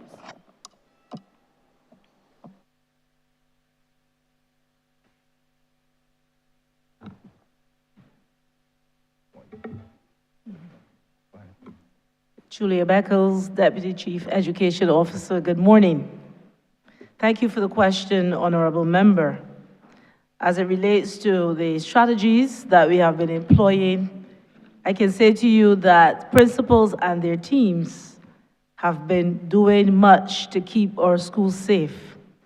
Searches, the use of searches, for example, and while this could be a contentious issue, it is extremely important because the Education Act, the framers of that act recognize that there will be a need from time to time to ensure that students are not bringing into the compound weapons that obviously would compromise the safety. So I can say to you that our principals have stepped up searches in our schools. And these searches have been done at different times during the day. Many of them are done in the mornings, but they understand that there are some students who are very crafty, and even at the end of the day, you have to do some searches. So we have searches, and I can say to you that that particular measure has been reaping great results. The unfortunate thing, though, is that while students understand that they cannot bring the weapons onto the compounds, some of them have been stashing them elsewhere. Now, this is where, according to our minister, this is an all-of-country approach because our principals and their teams are doing their best to keep our schools safe. So while you are in school and you recognize that at any time there can be a search, that in itself is a deterrent. We also had to do some work as it relates to educating our students and their parents on the law. The honorable member for the city referenced the Education Act and the 64(1) B, C, and D. We also had to speak to them about the whole business of search because there are parents who are of the view that children cannot be searched while they are in school. And I want to make it very clear that the Education Act does give every teacher, the leeway to do this, obviously under certain conditions. So there was the education of it as well. I think some parents were shocked that it actually exists and that some people thought that this was something new when we shared the information with our parents and guardians, as was the case when we shared the whole business of Section 64. There was an outcry because it was felt that we were now instituting this. And perhaps what we need to do more of is educating our public, our parents and our guardians about what actually is written in our Education Act, and our students as well. I can say to you that many of the fights in schools had their origin in social media. And students, a lot of them didn't understand that there's something called malicious communication, Section 14. And we actually asked principals to bring that to their attention, let them know that it is really an offense. And you just can't go around. I mean, obviously you will say if people aren't fighting, then there's nothing to videotape. But we understood that there were fights that were planned or staged just so that you could have something to tape. So all of those are parameters. So education, that's a major one that our ministry is going to be embarking on. We have started, and we're going to do some more work in that regard. Because what is written in our act and in our regulations very often is not known to our parents, our guardians, and our students. And we have to let them know what is there. Of course, you asked about the metal detectors. We haven't gone there yet with the big walking detectors, but we do have ones. And bags can also be, you can also check bags to make sure that only books and things to do with education are actually coming through our gates. The other thing that we've done, we did have a session for our principals so that they could be upskilled in terms of seeing what is happening now with the packaging. You mentioned mollies and the other drugs, how they're being packaged now. They are very extremely creative. And we did have a mini, I would call it, a kind of a showcase so that principals could see what they look like. Of course, that is something that we have to do ever so often because once we are aware of the packaging will change. But that is also important for our principals because at least we'll have the leaders in the school having an idea as to what to look for, and they have also told the students to be on the lookout because sadly, there are adults who should know better, who are also around our school campuses trying their best to push these things at our children. So education all around, and I just want to again underscore the great work being done by our principals and their teams. I can tell you that as a result of their hard efforts, violence and violent acts in our schools with weapons, they're actually down. We want to get to the point where there are none. But I can report to the country that we've had reported last year, we had 12 12 such reports. At this point in time, we are at 2, and we are hoping that it will remain that way. The honorable member for the city spoke about violence on teachers. Today, we have 1 such case reported. Sadly, we don't want to hear of any at all because we don't expect that teachers or any member of staff will go to work and end up, having violence inflicted on them. But I can say to you that what we've seen in the past is that many of these things take place in term 1. And where we are right now, we are almost at the end of term 2, and we have seen a great reduction. Thank you. Thank you. I did not hear a response in relation to the cameras because oftentimes we can't be everywhere at once. So I think cameras will be an effective tool to fill in those blind spots. Yes, if I can come back to that one. Yes, we have had in schools some rolling out of the security cameras. Some schools which have had cameras before, they actually recognize that some of the cameras did not do exactly what they wanted to do, which would have been to take in those blind spots, and we've had a rollout of those.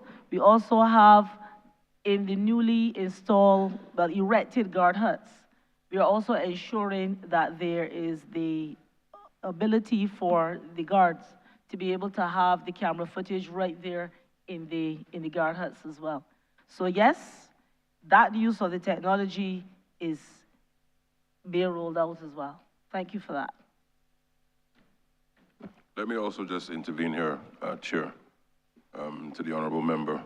You would have heard yesterday, and as being carried on the front page of one of our dailies, there is the school and safety policy, as it were, in which the ministry is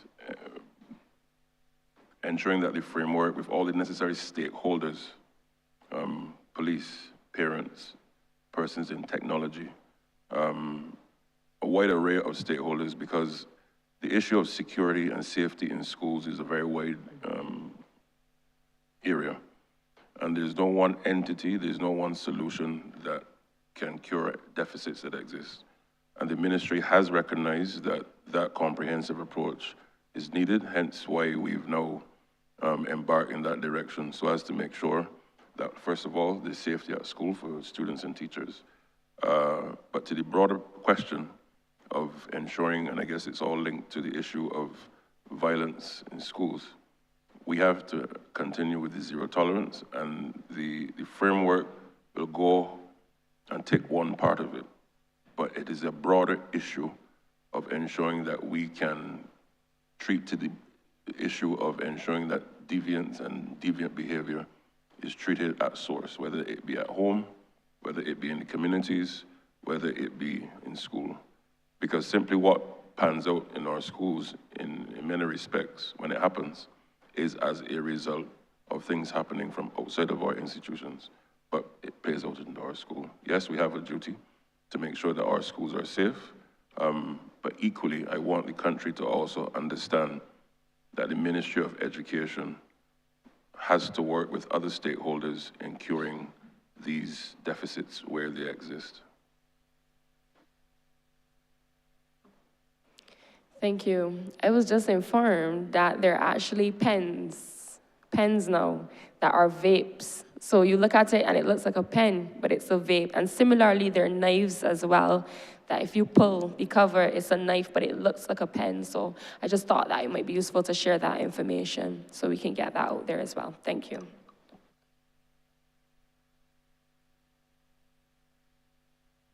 Honourable Leader of Government Business. Thank you, Mr. Chairman. I beg to move that you do now report progress to His Honor the Speaker and beg leave to sit again.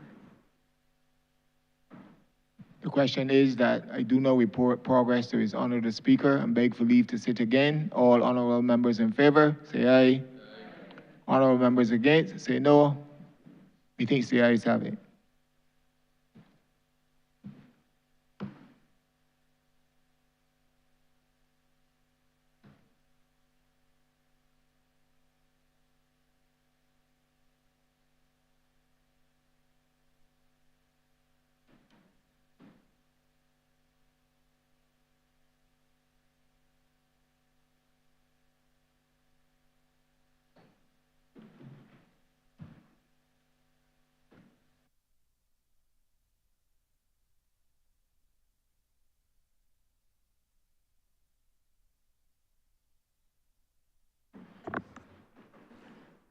Honourable Leader, Government Business. Thank you, Mr. Speaker. I beg to move the suspension of the House until 5 minutes past 12. Question is that this honourable chairman will be suspended until 5 minutes after 12. All those honourable members in favor, please say aye. Those against, please say no. You think yes, have it. This honourable chairman stands suspended until 5 minutes after 12.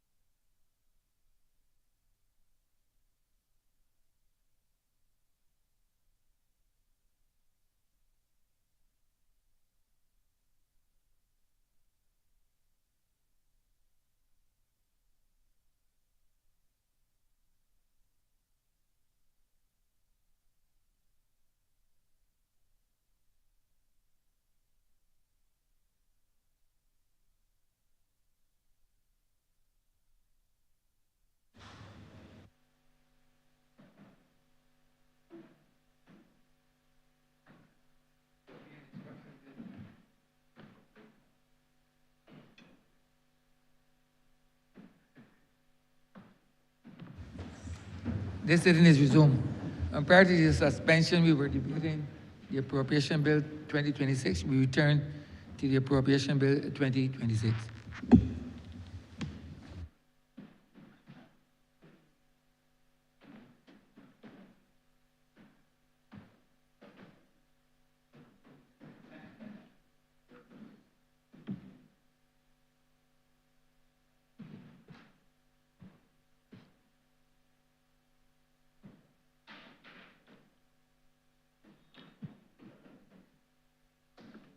We resume our standing Finance Committee.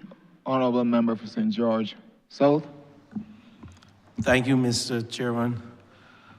First, let me congratulate the Ministry of Educational Transformation through my friend and Minister, Mr. Chad Blackman, for the work that you've done thus far in ensuring that our young people in this country receive what we think is the most valued and treasured aspect of their development, that's education. I specifically want to speak on schools, both plant and also I'll speak on to the estimates, page 378, sub-program 283, children at risk. And I heard a member for the city, he asked a question and I heard a very, very good answer with respect to the fact that education and dealing with violence and children at risk is not only done within the schools. But I look at your sub-program and I see that last year your revised estimates were 1.173 million for that children at risk, and that relates to the Edna Nichols Center, that's what I think. And then I see this year your budgeted estimate of 1.081 million. But I want to get a little more in-depth information on statistics as it relates to students who've left secondary school without certification or equivalent qualifications within the past 2 to 3 years. Feel free to share with me and the public and for the public and also for the lower chamber here, those statistics, because they're very important as it relates to those questions that were posed with respect to deviance and how we treat with at-risk children. So I would like the statistics to support what you have articulated in a very meaningful way this morning. Thank you, Honourable Member.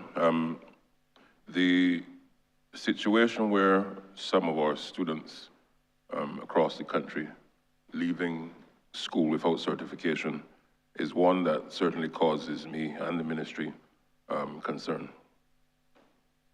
Because of course the implication of that is wide. One, with respect to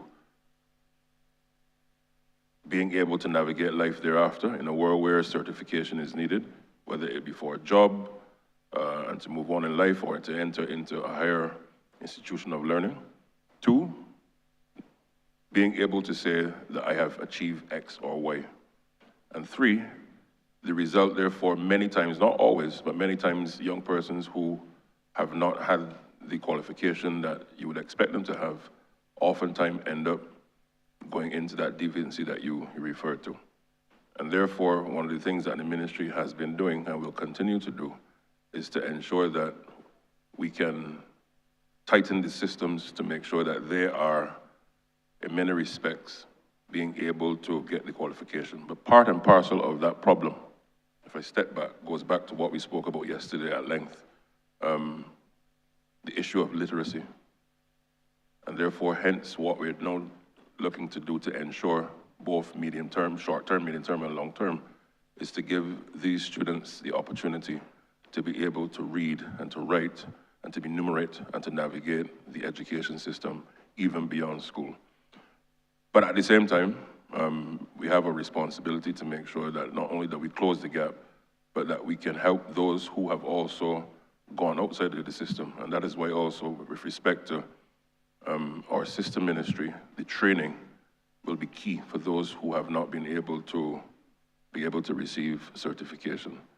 But in terms of the raw data, I want to invite our chief to speak to the specific aspect of that.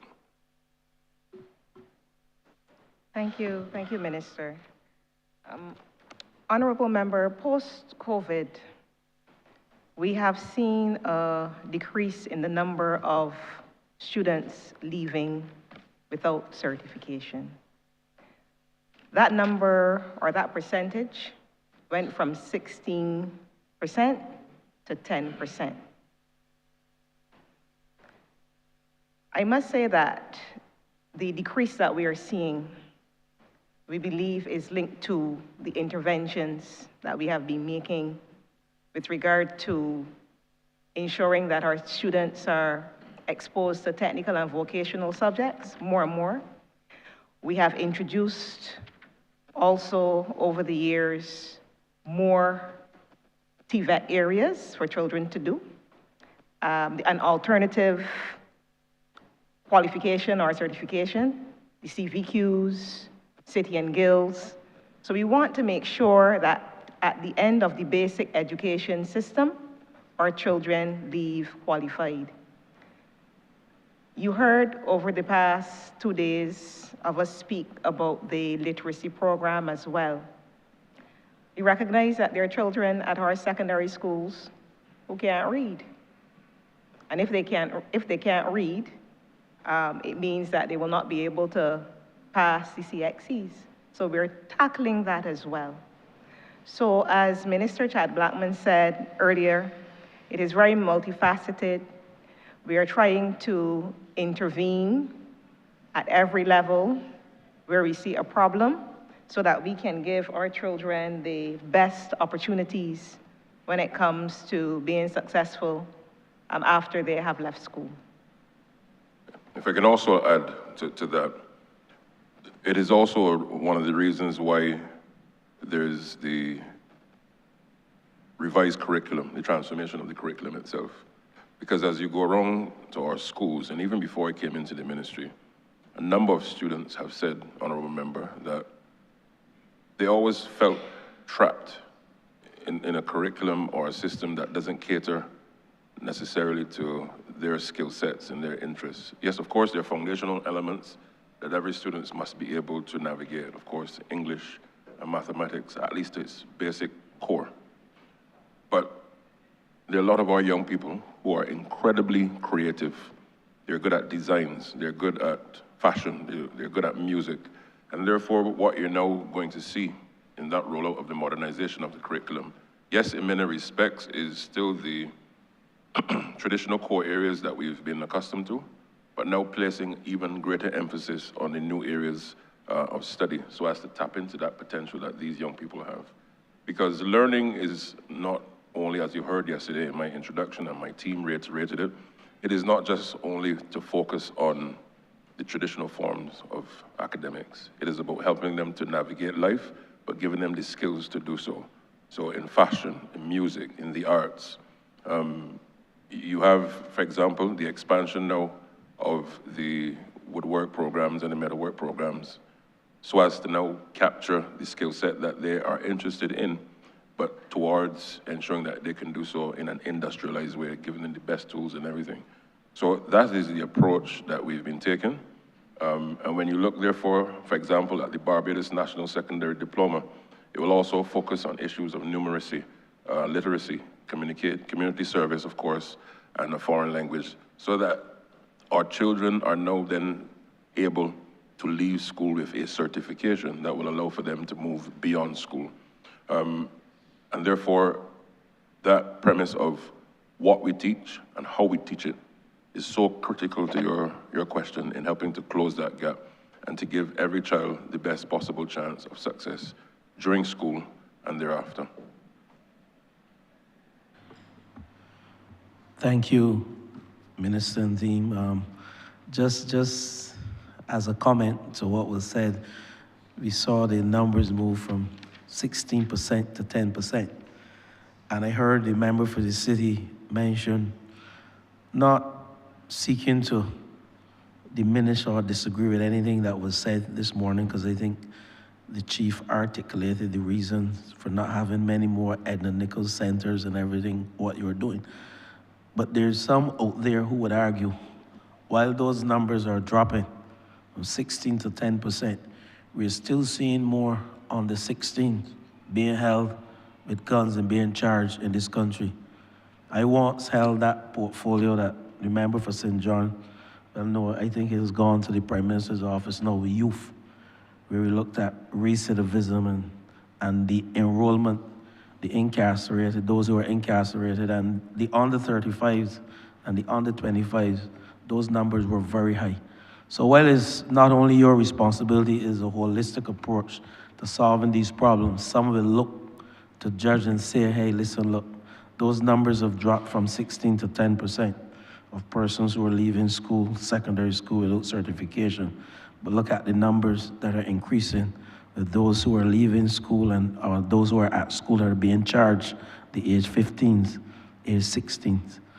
All right? I just wanted to make that known so that when you are articulating to the public that, as the member for St. Michael South said, we need to let the country know more what we are doing as a Ministry of Educational Transformation, and indeed it is wonderful work. But I move on, Mr. Chair, if you give me the little latitude, because this is my first time in the program. I moved to another school, and I want to ask a parochial question to the member, the project manager at the St. Luke's Brighton School. Honourable member, you have to pose the question to the minister. Yes, Minister, sorry.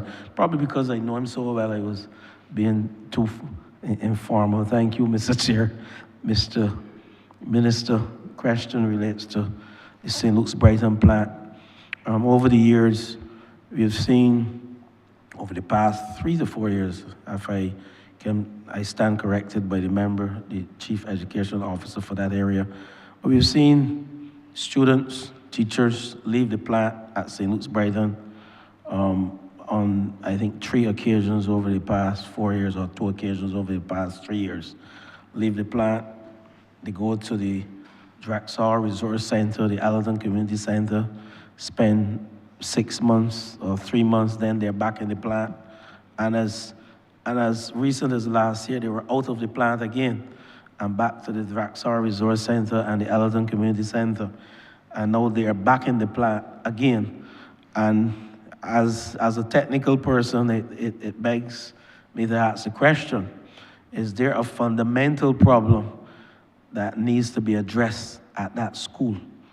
And if so, I would like, through you, Minister, to let me and also the people of St. George South know what are the challenges with the school. Because the parents, up to last night, I got a call from a parent, asked the question about St. Luke's Brighton Primary School. So just to share with the public, because this, the well of Parliament, as the Prime Minister would say, is not only for us in Parliament, but is for the public to know what is going on. And I know you have the answer, Minister. Thank you, Honourable Member. Let me assure you and the good people of St. George South, and by extension the country, things at this school are now settled. I want to go on record as saying they're now settled. And not only do we have, of course, a spanking facility, but both on the pedagogical side and the quality of our infrastructure, both staff and students are comfortable. But at the same time, we are not going to rest on our laurels, and the ministry has a very deliberate strategy in ensuring that schools that historically, whether that be within the last year or two or even before, that have presented issues, we are paying keen attention through our technical management unit in the ministry to ensure that we are monitoring things at the school, so as to ensure that we're on the preventative side and not on the reactive side. But I want to invite Mr. Baker, who heads the ETMU, to take the floor. Thank you, Minister. In response to the question at St. Luke's Brighton, as the PS has indicated before, we are no longer looking at piecemeal repairs. We're doing intensive work. So what would have happened on the last occasion when the staff and students who left the school, we undertook significant refurbishments at the school. And these would have included the upgrading of the principal's office, the staff room, bathrooms, the hall and classrooms were redecorated, external walls redecorated as well. The classroom floors were tiled, epoxy was applied to the hall floor. The nutrition room was completely refurbished. So we spent a lot of time and effort and money upgrading the facility. I think it might have suffered from a lack of maintenance before, and that would have been the problem. So I can tell you now that based on the work that has been undertaken, the student staff are there for the long haul. There's no reason for them to have to move again. So I can rightfully say that there's no issue at St. Luke's Brighton with respect to the graveyard and the school proximity to the graveyard? Correct. Okay, thank you. All right, my final question relates to St. Jude's Primary now. And while St. Jude's Primary is situated in the north, and my colleague for the north, I still have a vested interest because we can debate, it's just across the road, but I have more students from the south going to St. Jude's than from the north. But the plant is not in a very good state. And I visit the school, both of us, we visit the school pretty often. We are involved actively with that school, and I want to know what are the plans for that school. I heard through you, Minister Blackman, I heard it mentioned yesterday that is part of one of the programs to be upgraded. But I would like, again, for the public and those persons who are listening, to know what are the plans you have for St. Jude's Primary School. Thank you, Honourable Member. So yes, that is part of one of the schools being done through the IDB project, the Skills for the Future, to ensure that we can modernize the school, make it attractive, make it clean, make it safe for all of the persons there, and teachers and students. Now, therefore, work will be done this year so as to ensure that we bring it to that quality for the students and teachers. But I also want to invite Mr. Baker again to give you some more specifics so as to treat to your query. Thank you, Minister. The St. Jude's Primary School forms part of the Skills for the Future project, which is funded by the IDB, and it will result, like our other schools, in improvement to facilities for the students and staff, exclusive of special education needs classroom, solar lighting, blinds for windows, zonal fans, padded corners, upgraded bathrooms, security, and ancillary facilities. So it will look completely different, again, when they return to the school. And any part of the school that is not addressed under the Skills for the Future project will be captured by the work of the Education Technical Management Unit. So when the students and staff return, it will be a completely upgraded facility as well. Okay, through you, Mr. Chair, based on the response, I just want to ask a follow-up question, because the plant is a small plant. I should say a compact plant, not small, a compact plant. And you don't have much area for the students to play. They have to travel to greens. That's, say, 3/4 of a mile to engage in recreational activity. Yes, you can stay on the hard court, but that's not all you want to do at St. Jude's. There's some lands, and I will want you, through you, Mr. Minister, to see how you can acquire some of the lands. I think this is property of the Crown, National Housing Corporation, to give those young children, aspiring politicians, aspiring sportsmen, the opportunity to play. And that is something I would want you to look into, Minister. Thank you, Honourable Member. I give you and the good people of that community the assurance that my ministry will certainly be speaking to the Ministry of Housing, the Honourable Member for St. Michael West, so as to ensure that we can explore what is possible for the benefit of all concerned. Thank you very much, and continue the good work, you and your team. Thank you. Thank you, Honourable Member for St. Joseph. Thank you, Mr. Chairman. Good afternoon to the Minister and also the team at the Ministry of Education Transformation. My question is related to sub-program 307, which is the New Horizons Academy. I heard Dr. Archer Bradshaw allude to this facility earlier, but I want to seek further clarification. Now, the estimates indicate an increase of maybe over 400,000 or so over the last financial year in terms of the funds allocated to the academy.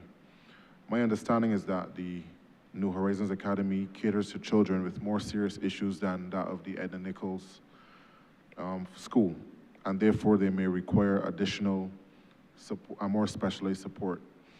But what I want to ask is, what is the main difference between the two facilities, and what is the plan not only to deal with these students, but also to protect the teachers who may be having some challenges who work at this facility? Thank you, Honourable Member. I want to invite Ms. Kay Sargent to take the floor. Honourable Member, my name is Kay Sargent, Senior Education Officer. Could you repeat the first part of your question? It was quite low there just now. Okay, so I want to seek clarification on the main difference between the two facilities, which is the New Horizons Academy and the Edna Nichols School, and also what plans are in place to not only deal with the students, but to protect the teachers who work at these facilities. Thank you. The Edna Nichols Center is what we call or refer to as an out-of-school suspension program. It is not a day school. Students who are suspended from secondary schools are referred there. The objective of that school really is to ensure that students who are out of school during their suspension have a place to go to keep them off the streets.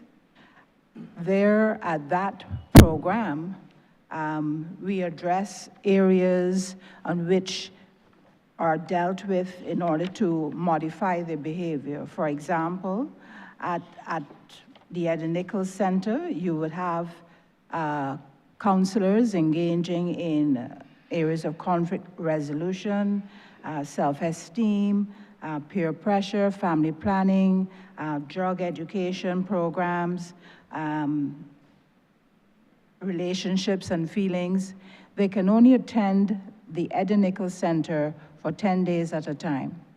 At that center, they will also be assessed. Students are referred for psychological evaluation or any of the other agencies which the team at the Edna Nichols Center deem would help the child. They work closely with the parents. They also feed back information to the secondary school once the children return back to school. So that's the Edna Nichols Center. It is an out-of-school suspension program. The New Horizons Academy is a school. It is a school for students with social-emotional difficulties who have been referred there from their secondary school. We begin, students can attend there from ages 11 and up, and they're referred there for students who are having significant challenges taking advantage of their secondary education. Students who go to the New Horizons Academy don't have to go there for the remainder of their secondary life.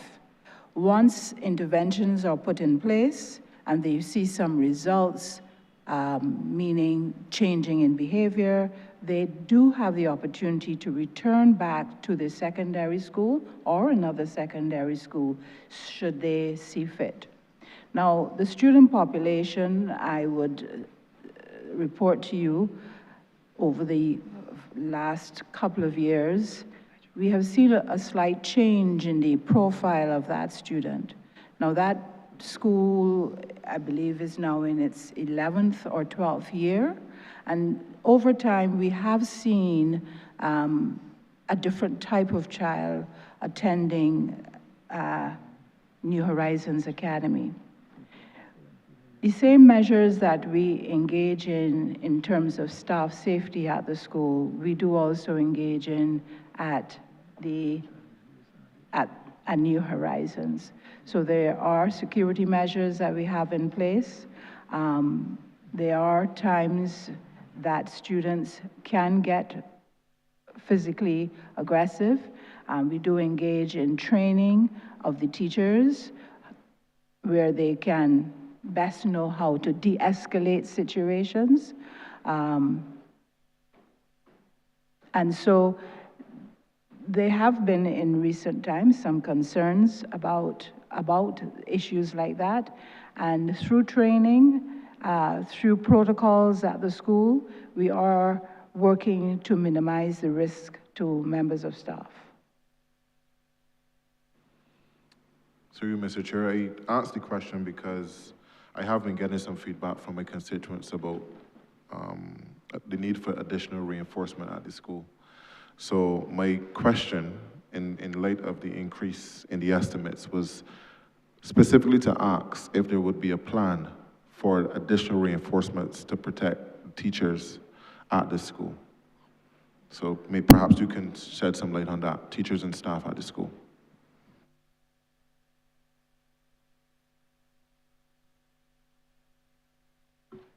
Yes, thank you for the question. Definitely, we understand that teachers at these two institutions are operating in very risky environments.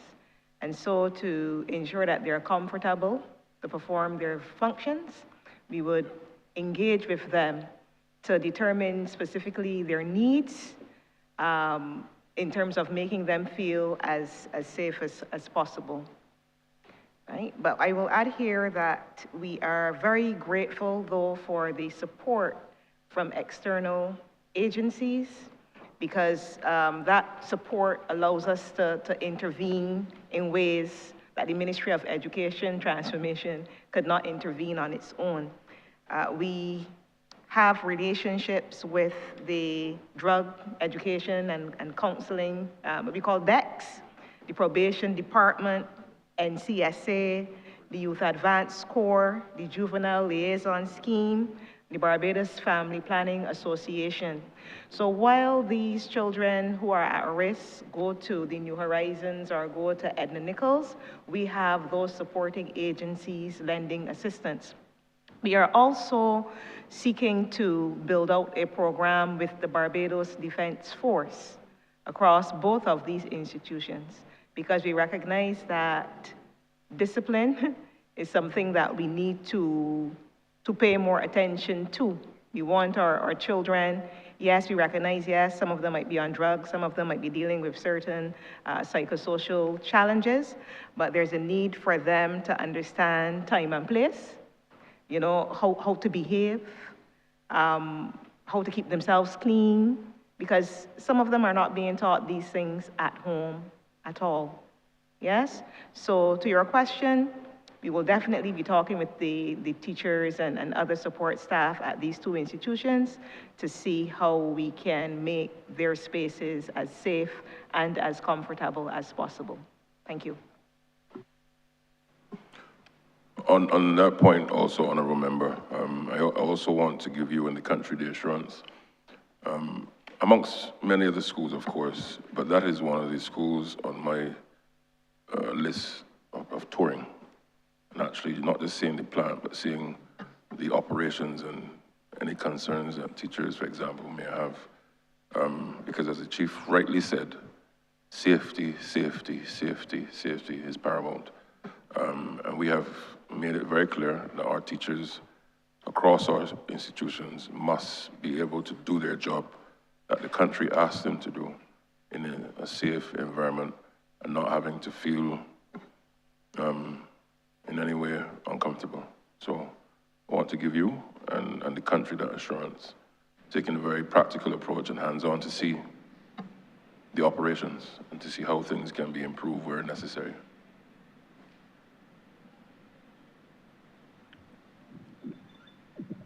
So thank you, Minister and Dr. Bradshaw as well, for your response. And my only admonition would be to hasten because it's an urgent situation, we want to continue to ensure the safety of our teachers and support staff at these various institutions. Thank you.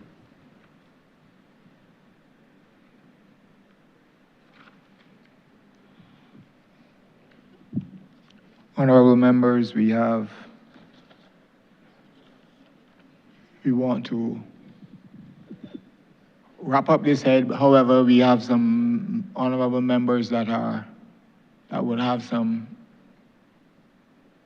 further questions. We'll be asking you that we will give you the opportunity to do so, and we want you to be very crisp because we would want to close off this head prior to going to lunch.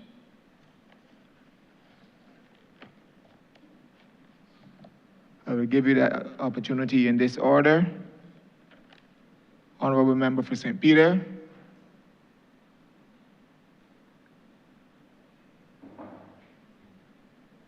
Thank you very much, Chair. A quick question.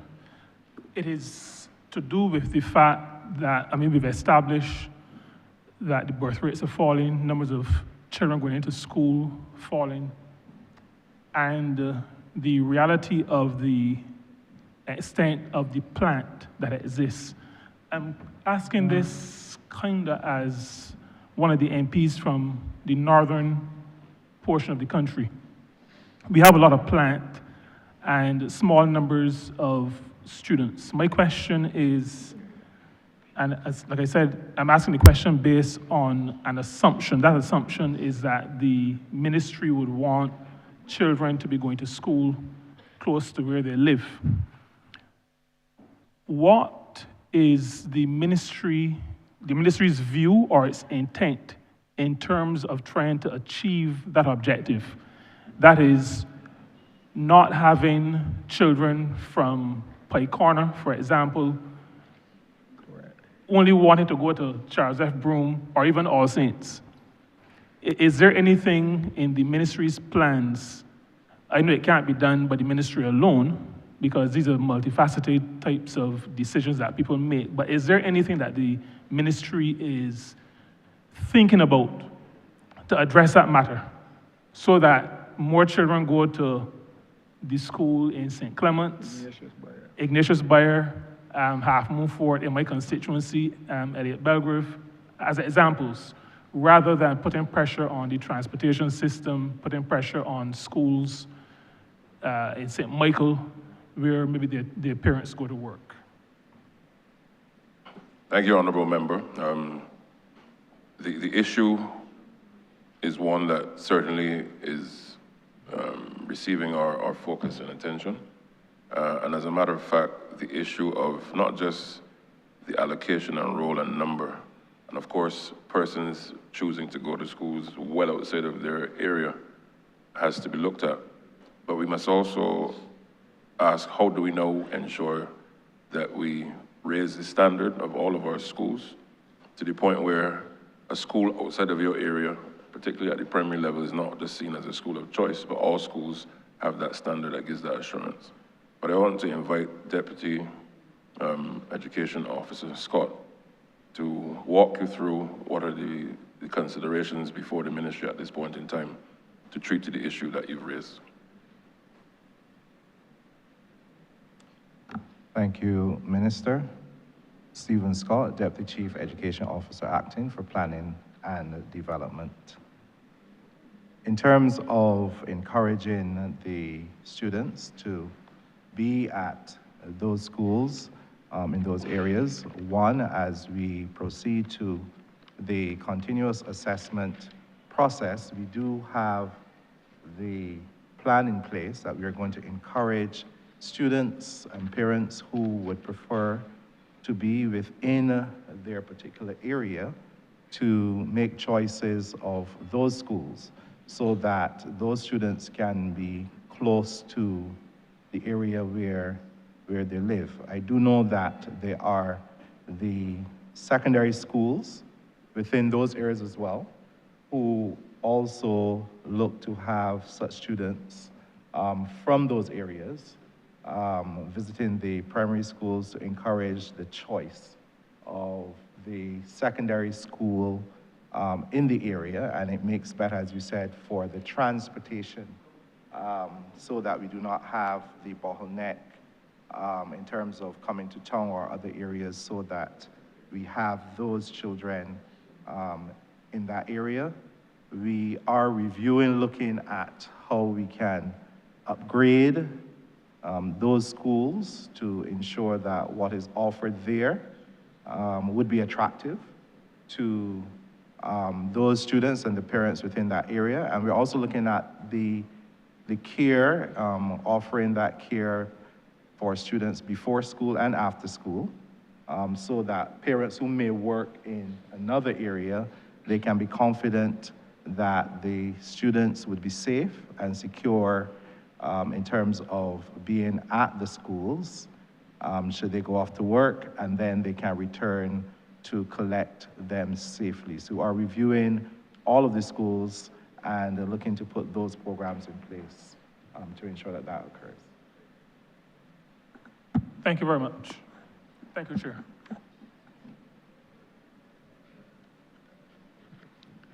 Thank you.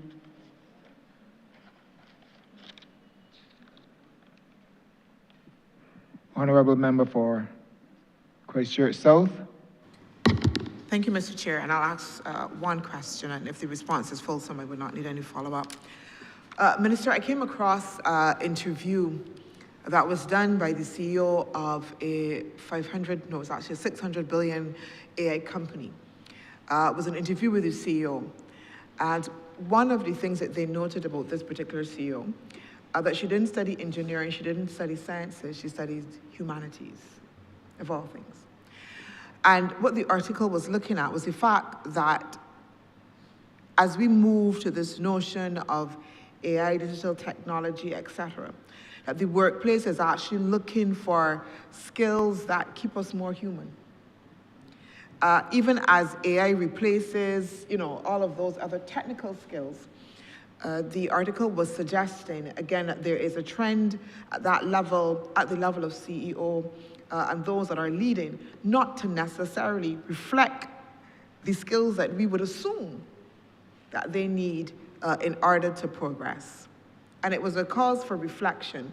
And I want to ask this question: how many students do we have that are still taking CXCs in the areas of humanities, which would cover history, geography, English literature, the arts, those subjects that for many of us now, and I heard it certainly when I was going to school, they don't lead anywhere apparently at that particular time.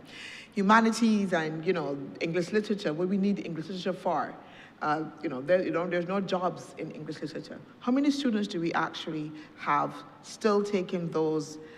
For me, what are the core subjects that teach us about human nuances, etc.?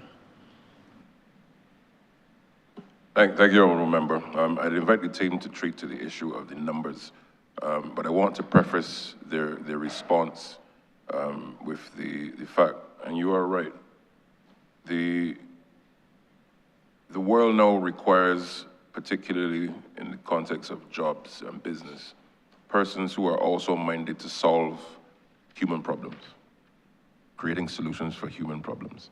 And whether you have a business or you're part of a team, it is really about ensuring how do you create systems, how do you create solutions that will help humanity to advance and to have a better quality of life. And therefore, what you're also now seeing through education models around the world is to give that skill set. Because the truth is, technology is there to be an enabler and not to be the solution itself. It is there to amplify whatever solution comes before you. But it also treats to the issue with respect to what you mentioned, that they're now looking for persons, or they're preferring persons who have a skill set more focusing on humanity, where we focus on the value system that we're now integrating through the education system. And therefore, of course, the skills and the attitudes, the values, and excellence. And once you can give our students that perspective, of understanding how do I interface with my fellow man? How do I have and embrace the value of empathy? It is something and a skill set that, in my view, notwithstanding the qualifications and certifications in other areas, it is the skill set that will be necessary to navigate the next 40, 50 years of our development. But I want to invite our team, Stephen Scott, Reverend Scott, to treat to the issue, particularly with respect to the percentage and portion of our students focusing on the humanities. And final to say, the traditional thinking and model, you are right, is that if you're gonna do English literature or any other area, there's no job in that. But to my mind, the value must not just be about the job that you can get in those areas, but how do you now pivot and use those subject areas to help us to look at the broader picture of how do we serve our fellow man through development, looking at it through a level of empathy, in areas of accessibility, inclusion, those key things that will help the country to move forward, particularly on the social development side, and not just on the productive sector side. Thank you, Minister. Minister, in terms of the entries in the humanities subjects 2025 for CSEC, in Caribbean history, we had 433 students completing that subject. For English literature, we had 1,308 students completing that subject at CSEC 2025. For French, we had 362 students entered for that subject. For music, we had music general, we had 131 students entered. Geography, we had 800 students entered for geography. And I'm just going down to Spanish. We had 806 students entered. Social studies, 1,255 students entered. Theater arts, we had 157 students entered. Visual arts, 358 students entered for CSEC during the 2025 period. So we do have students entered for the humanities. It would not necessarily be at the level that we would want. And of course, in the new curriculum that we're looking at, we are looking at the orange economy. And therefore, that is going to be added to the new subjects in the curriculum as we roll that out in September 2026.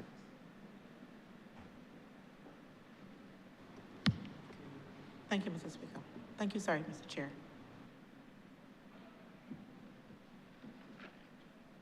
Thank you. Honourable Member for Christchurch East. We'll be brief.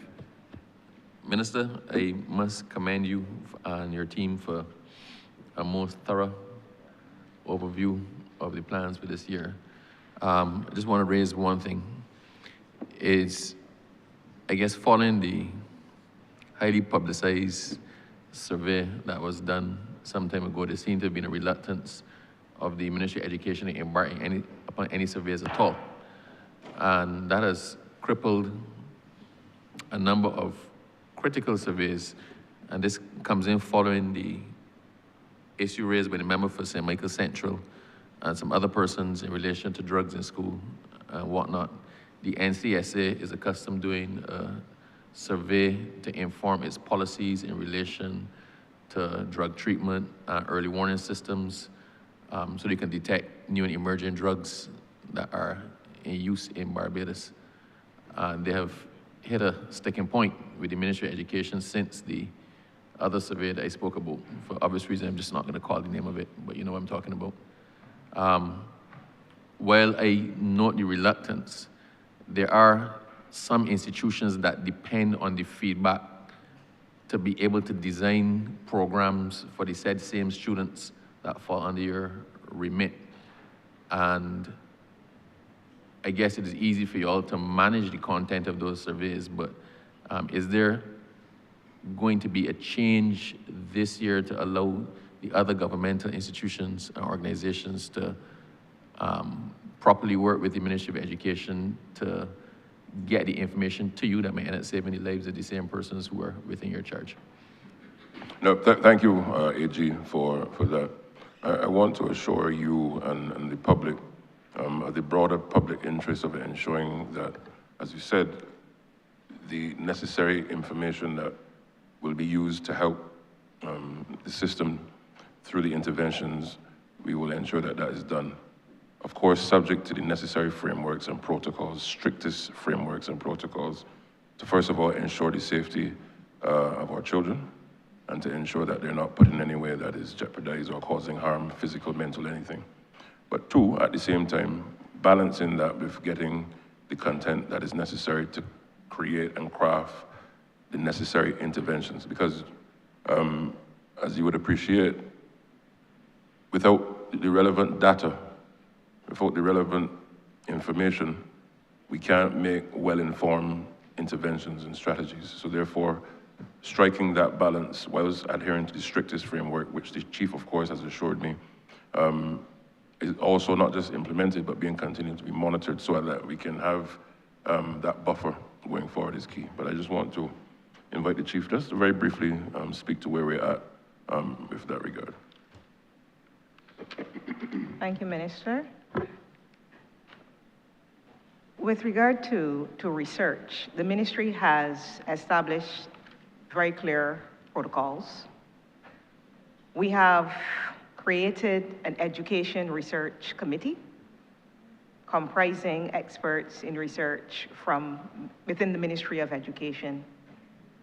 If a person wants to conduct research using a survey instrument, that survey instrument is screened by the experts within the Ministry of Education through that Education Research Committee.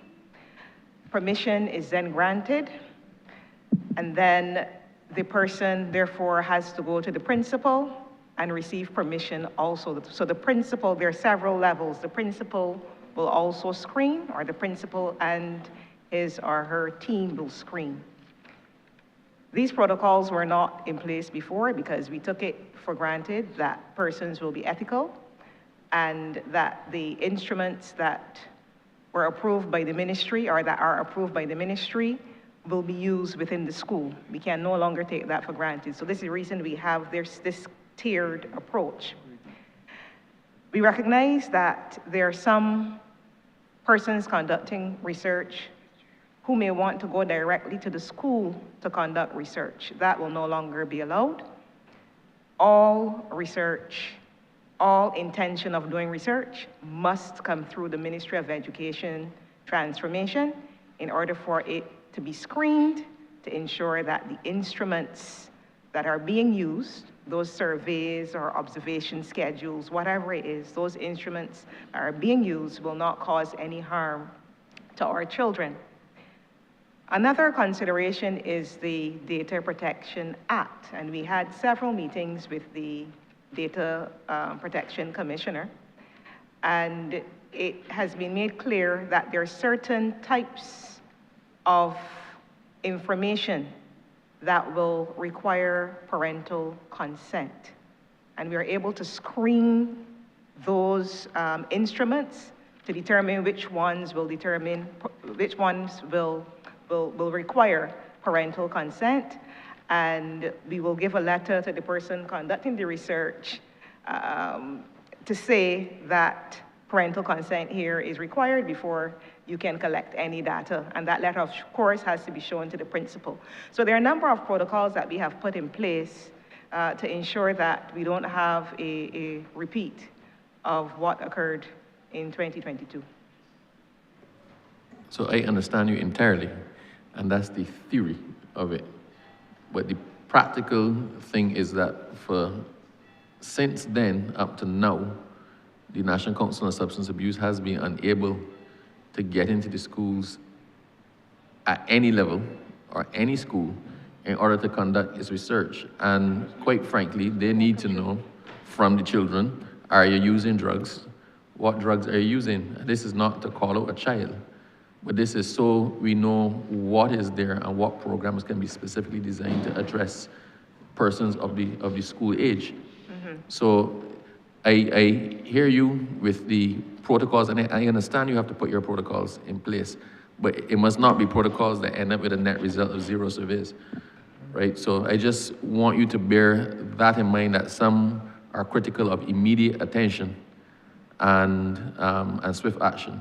I will tackle this in association with the Minister for Home Affairs otherwise, but I just want to be assured that in your plans for this year, it contemplates the reintroductions of some things that were brought to a halt. That's all. Well, I thank you for your comment. What I will encourage you persons from the NCSA to do is to have a discussion. Well, you have to follow the protocols. The protocols are there to be followed. We can't overstep. So have a conversation with the Ministry of Education Transformation and let us see what can be done so that they can collect the data that is required. But we must follow the protocols as set out, and we must be very aligned with the Data Protection Act. We cannot overstep those. So once they do that, once the NCSA does that, then we will not have an issue at all. I'm comfortable that I've brought it to your attention. Thank you very much, sir. Honourable Member for St. Thomas.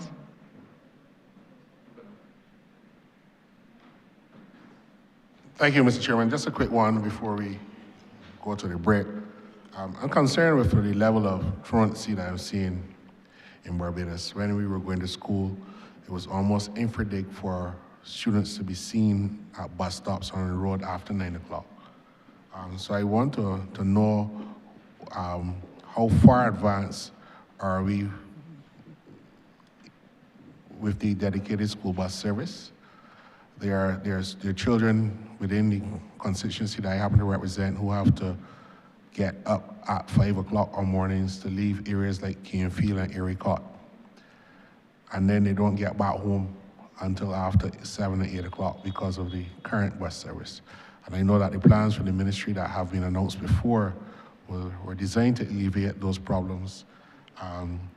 But there's too much children on our streets at 9:30 and 10 o'clock on mornings at bus stops. They cannot be getting the instruction and the tuition that the schools are providing and the guidance that the schools are providing if they're at bus stops after 9 and 10 o'clock. It is a big problem and it needs to be addressed. So I want to hear from the ministry officials as to what plans they have in that regard. Thank you. Thank you for the question. With regard to the dedicated school bus service, I'm happy to say that we have been in talks with Linda Holder, Transport Board, how we could get children to school on time. Over the past 3 years, we've had certain issues in certain places. That is, some children not getting buses on certain routes. But the relationship between the Ministry of Education and the Ministry of Transport and the Transport Board is such that once it is brought to their attention, they will seek to remedy. So we are at an advanced stage when it comes to the creation of a dedicated school bus service. We conducted a survey quite recently to determine those routes where children have issues. And we have shared those with Linda Holder from the Transport Board. So you'll be seeing that pretty soon in terms of the dedicated school bus service.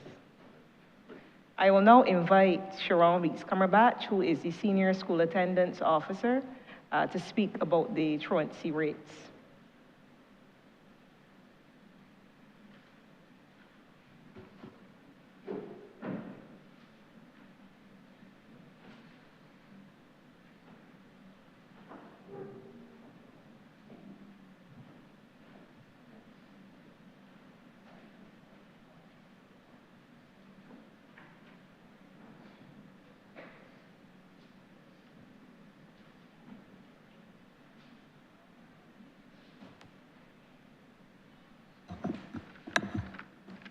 Good afternoon.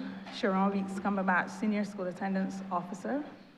Can you repeat the question for me, Honorable Minister? Just concerned about the high level of truancy that we're seeing in Barbados, especially the children at bus stops waiting long after 9 and 10 o'clock at morning, still on the way to school. Well, within the School Attendance Department, we currently have an arrangement with the,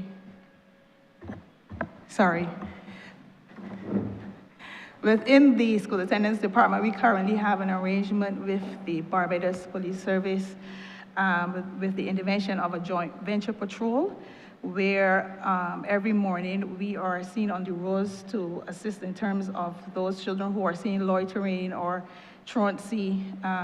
We seek to ensure that those children are moved from on the road. Once we get the calls, and we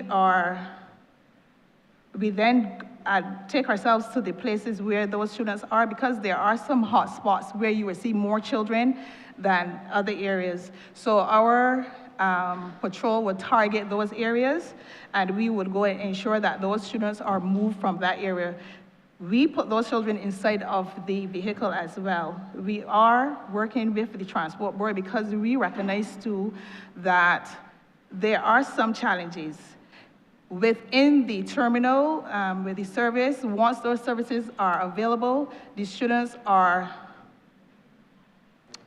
expected to go on the buses to get to school. But sometimes we have challenges where students would leave the terminal once the service is available, and then they return after the service has gone. Then we have children, that would lead to children being on the road where you will see them like 10 o'clock or later. There's only one officer who is positioned in that terminal. One is in Princess Alice, and one would be in Granville Williams terminal.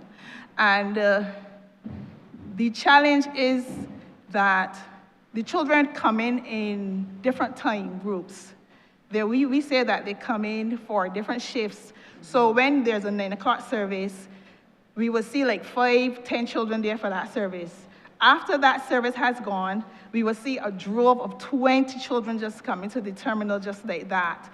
And then we obviously have to communicate with transport, the supervisor on the job at the time, to ensure that we get a bus to move those children out. But outside of the terminal, then the joint venture patrol will assist in moving those children from the spots once reported to us. If we cannot get to those areas, I said we work with the Barbados Police Service, so the patrols that are on the road, we will communicate with them so that they can assist us in that regard as well. Just to follow up though, but the problem is a little more chronic than that. And I understand that you have a limited amount of officers doing that role. But I mean, you can pass, say for example, Leicester, one secondary school, and see the teacher or the security guard with the late book, and 50 people in a line at 9:45 or 10 o'clock. They're no getting to school at 10 o'clock. The factors are a lot.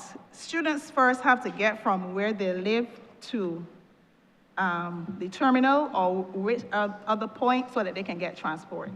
And then from there, they have to get to school. And going into school now, there are some instances where students stop to get breakfast. So obviously, if they're taking breakfast, which is close to the school, then we have conversations, we try to have conversations with those proprietors in terms of the children coming at the time and telling them, well, it is time for the students to be at school. You have to help us to get these children into school. And then when they come to the school now, they have to get in a line, and then obviously there's a search going on, which obviously adds to the time, the lateness and everything in terms of the children getting into school. So it is not just one factor, it's a ripple effect happening with these students.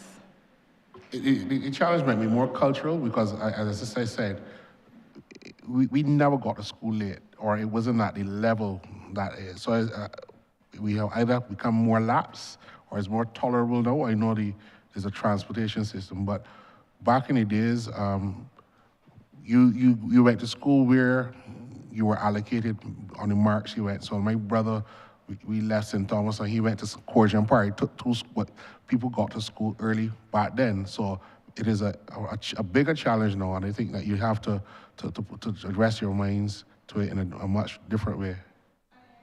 It is cultural because some of the trends that we see every morning, it is a lot to deal with. Our children are engaging in practices that are not healthy on mornings, like with the drugs and all the different things in places. And again, we are working towards getting additional resources relative to officers because it would just be one officer in that particular spot. And we have to work then with the other officers from maybe transport board to assist us in helping to move those children. Even the citizens themselves would assist us in helping to move those children. But yes, the culture is very endemic, and that is a problem that we get every single morning. All right, Chair, through you, in here as well, if you don't mind. Right, so we also have to think about accountability. Sometimes when you see children getting to school late, it has nothing to do with the school bus. It has to do sometimes with the fact that some children just feel that they can do whatever they want to. So we have to be able to hold parents accountable and children accountable as well. You spoke about when you were going to school, you used to get to school early, but I'm sure you had a parent that you know that if you got to school late, it's problems. You will be in trouble. You see? So what I'm saying here is I'm just reinforcing the 6th point that Minister made yesterday. He spoke about accountability, and we need to hold our parents accountable and the students themselves accountable. As part of the education transformation agenda, we spoke about making changes to the curriculum as well, to make learning more enjoyable, more relevant. Children can see the connections and so on. And we believe that once we're able to do that, children will be more interested in getting to school on time. We also spoke about social and emotional learning, and that being a thread that we are weaving through our curriculum. We want our children to be able to self-regulate, right? They have to know about, look, I want to get to school for 8:15, so it means that I cannot get up at 8:15, or I can't get up at 8 o'clock. I have to get up at 6 or 5:30 and start to prepare. These are the kinds of values, the kinds of attitudes that we want our students to have. But accountability is a very big part of it, and while we are responsible for the education system, we are very aware that children form part of a community, form part of a society. It just so happens that between 5 and 16, they're in school. And I also want to reiterate the fact that school is indeed a microcosm of society. It is a microcosm of society. So some of the ills that we see in society, we see playing out in schools. And while we will attempt to remedy the problems that we are seeing within the schools, we still have to hold everybody else accountable. It takes a village to raise a child. Thank you. Honourable Member for St. Michael South, we will have, this is the last member before I raise my question. Then, Minister, we will come back to you to wrap up before we take a break. All right. Thanks, Chair. This will be very quick. I noticed in the estimates, there's, as I spoke yesterday, a lot of money is allocated to restructuring and fixing schools for infrastructure. What that means is that the students are sometimes displaced from one school to another. In my constituency, the students from Wilkie Cumberbatch are now at Bay Primary, or they were, or they are. And what I found when I visited the school and when I spoke to some of the teachers and some of the children is that we make provisions for the children to go there physically, but there's really no integration. I don't know how much thought is given toward integration because the children eat at a different time. They play at a different time, or they play in a different space. You get to go at a different time. And I'm just wondering, because I can see that there's going to be a lot of this displacement going forward, is there like a change management person who manages this area? Is there a standard to make sure that the children don't feel as if, obviously I'm from the Pine, I went to Wilkie Cumberbatch Primary, I have a vested interest in that school, but I represent Bay Primary, I have a vested interest in that school, and I'm sure, Minister, you have a vested interest in all these schools. So I'm just trying to figure out what are the plans and the policies when those things occur, because at Bay Primary, there are definitely two separate things happening there at the same time. I'm not so sure that's fair to the students. No, thank you, Minister. What has to happen, certainly, because we can't have two tiers, has to be full integration. But I want to invite our Deputy Chief Education Officer Beckles to treat to the issue. Deputy Chief Education Officer Julia Beckles. Thank you, Minister. What we did say to our parents when we relocated the schools was that as far as possible, we wanted to retain the integrity of the school that had been relocated, because that was a concern for the parents and guardians of the Wilkie Cumberbatch School. Their concern was, while we are going to be in Bay Primary, Luther Thorne, and we are going to be in Bradley Prescott, are we still going to be Wilkie Cumberbatch School? And we did our best to reassure them that that was indeed the point. However, we did say that the principals at their level could determine what they wanted to do together. And there have been some activities that they have done together. There have been some. But we left that up to them. And I do know, I'm not sure I know about what you speak, but I am sure that they have done some things together. As it relates to perhaps having the lunch at separate times, that had to do with the numbers and ensuring that they were able to cater to the students within the time that was allotted for lunch. But there are some things that they have done together. I do know that, for instance, assembly, sometimes they have had assemblies together. But again, we were very, very careful to treat to the whole issue of the school still being, having its own identity, because that was very concerning for parents and teachers of Wilkie Cumberbatch. Chair, just to follow up, I understand that, but children do not respect these artificial lines. And I'm saying to you that at Bay Primary, this was raised with me by people from the school, that they had a profound concern that the children who came from Wilkie Cumberbatch are almost treated in a way like second-class citizens. Because obviously this is a dominant school. And then some of the persons who work there also expressed to me that the children would say, we don't play with them because they're Wilkie Cumberbatch children, or they don't play because they're Bay Primary. I'm just saying you have to give you can't bring two schools together. Children will play, children will mesh. So my question wasn't really to whether there were a few points where they came into contact, is what are the standards and the policies to ensure when you bring students from one school to another school, you not only respect the integrity of the school that is coming or the school that exists, but that you find a way to ensure that when they do come, the children get to perhaps even benefit from their experience, but that it doesn't feel like there are two separate streams of children. You understand? It is more like and the way this was raised with me on several occasions, I must tell you, this has been raised with me on several occasions, where persons were concerned just about the difference. So they have to go in different lanes. They really do not have any large interaction. But my question is a policy and a standard, because in the estimates, I see so much, which is a good thing. So many schools are to be repaired. Do I imagine that this is going to happen to other schools? Senior Minister, thank you very much for bringing that to our attention. We will look to see how we can smooth this out, because we don't want any of our children or teachers to feel like second-class citizens. So I thank you very much for bringing that to our attention, and we will address it. Honourable Member for St. James North, Minister, you can wrap up. Thank you very much, Mr. Chair. Let me start by, first of all, thanking all honourable members of this chamber who over the course of the last day and a half have not just, of course, listened to my team and I present on our program for estimates in the year coming, but have asked the necessary questions that have allowed for us to share the vision for this year.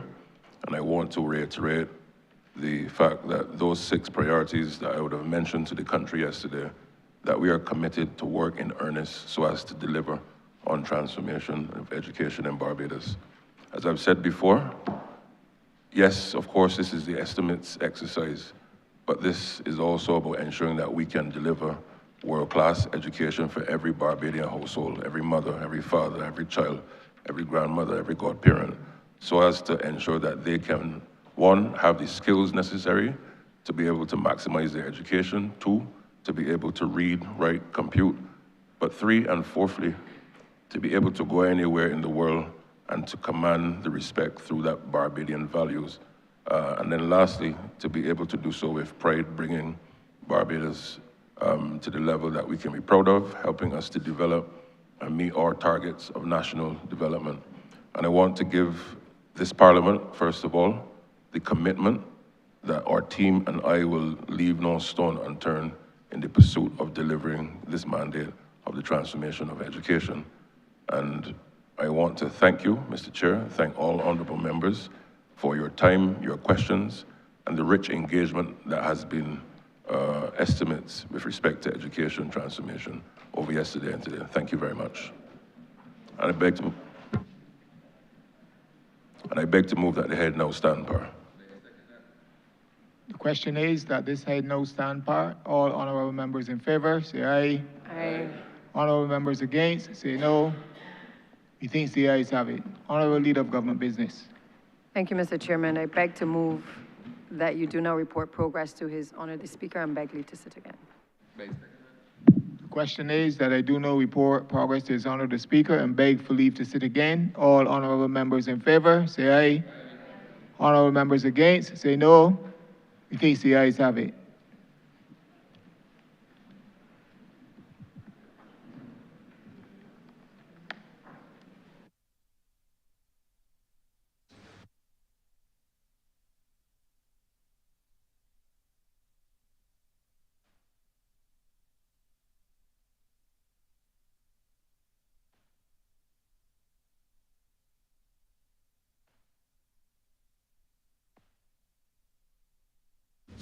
The chairman has reported progress and requests leave to sit again. Honourable Leader of Government Business. Thank you, Mr. Speaker. I beg to move the suspension of the House until 2:45 p.m. The question is that this honourable chairman be suspended until 2:45 p.m. All those honourable members in favour, please say aye. Those against, please say no. We think the ayes have it. This honourable chamber stands suspended until 2:45 p.m.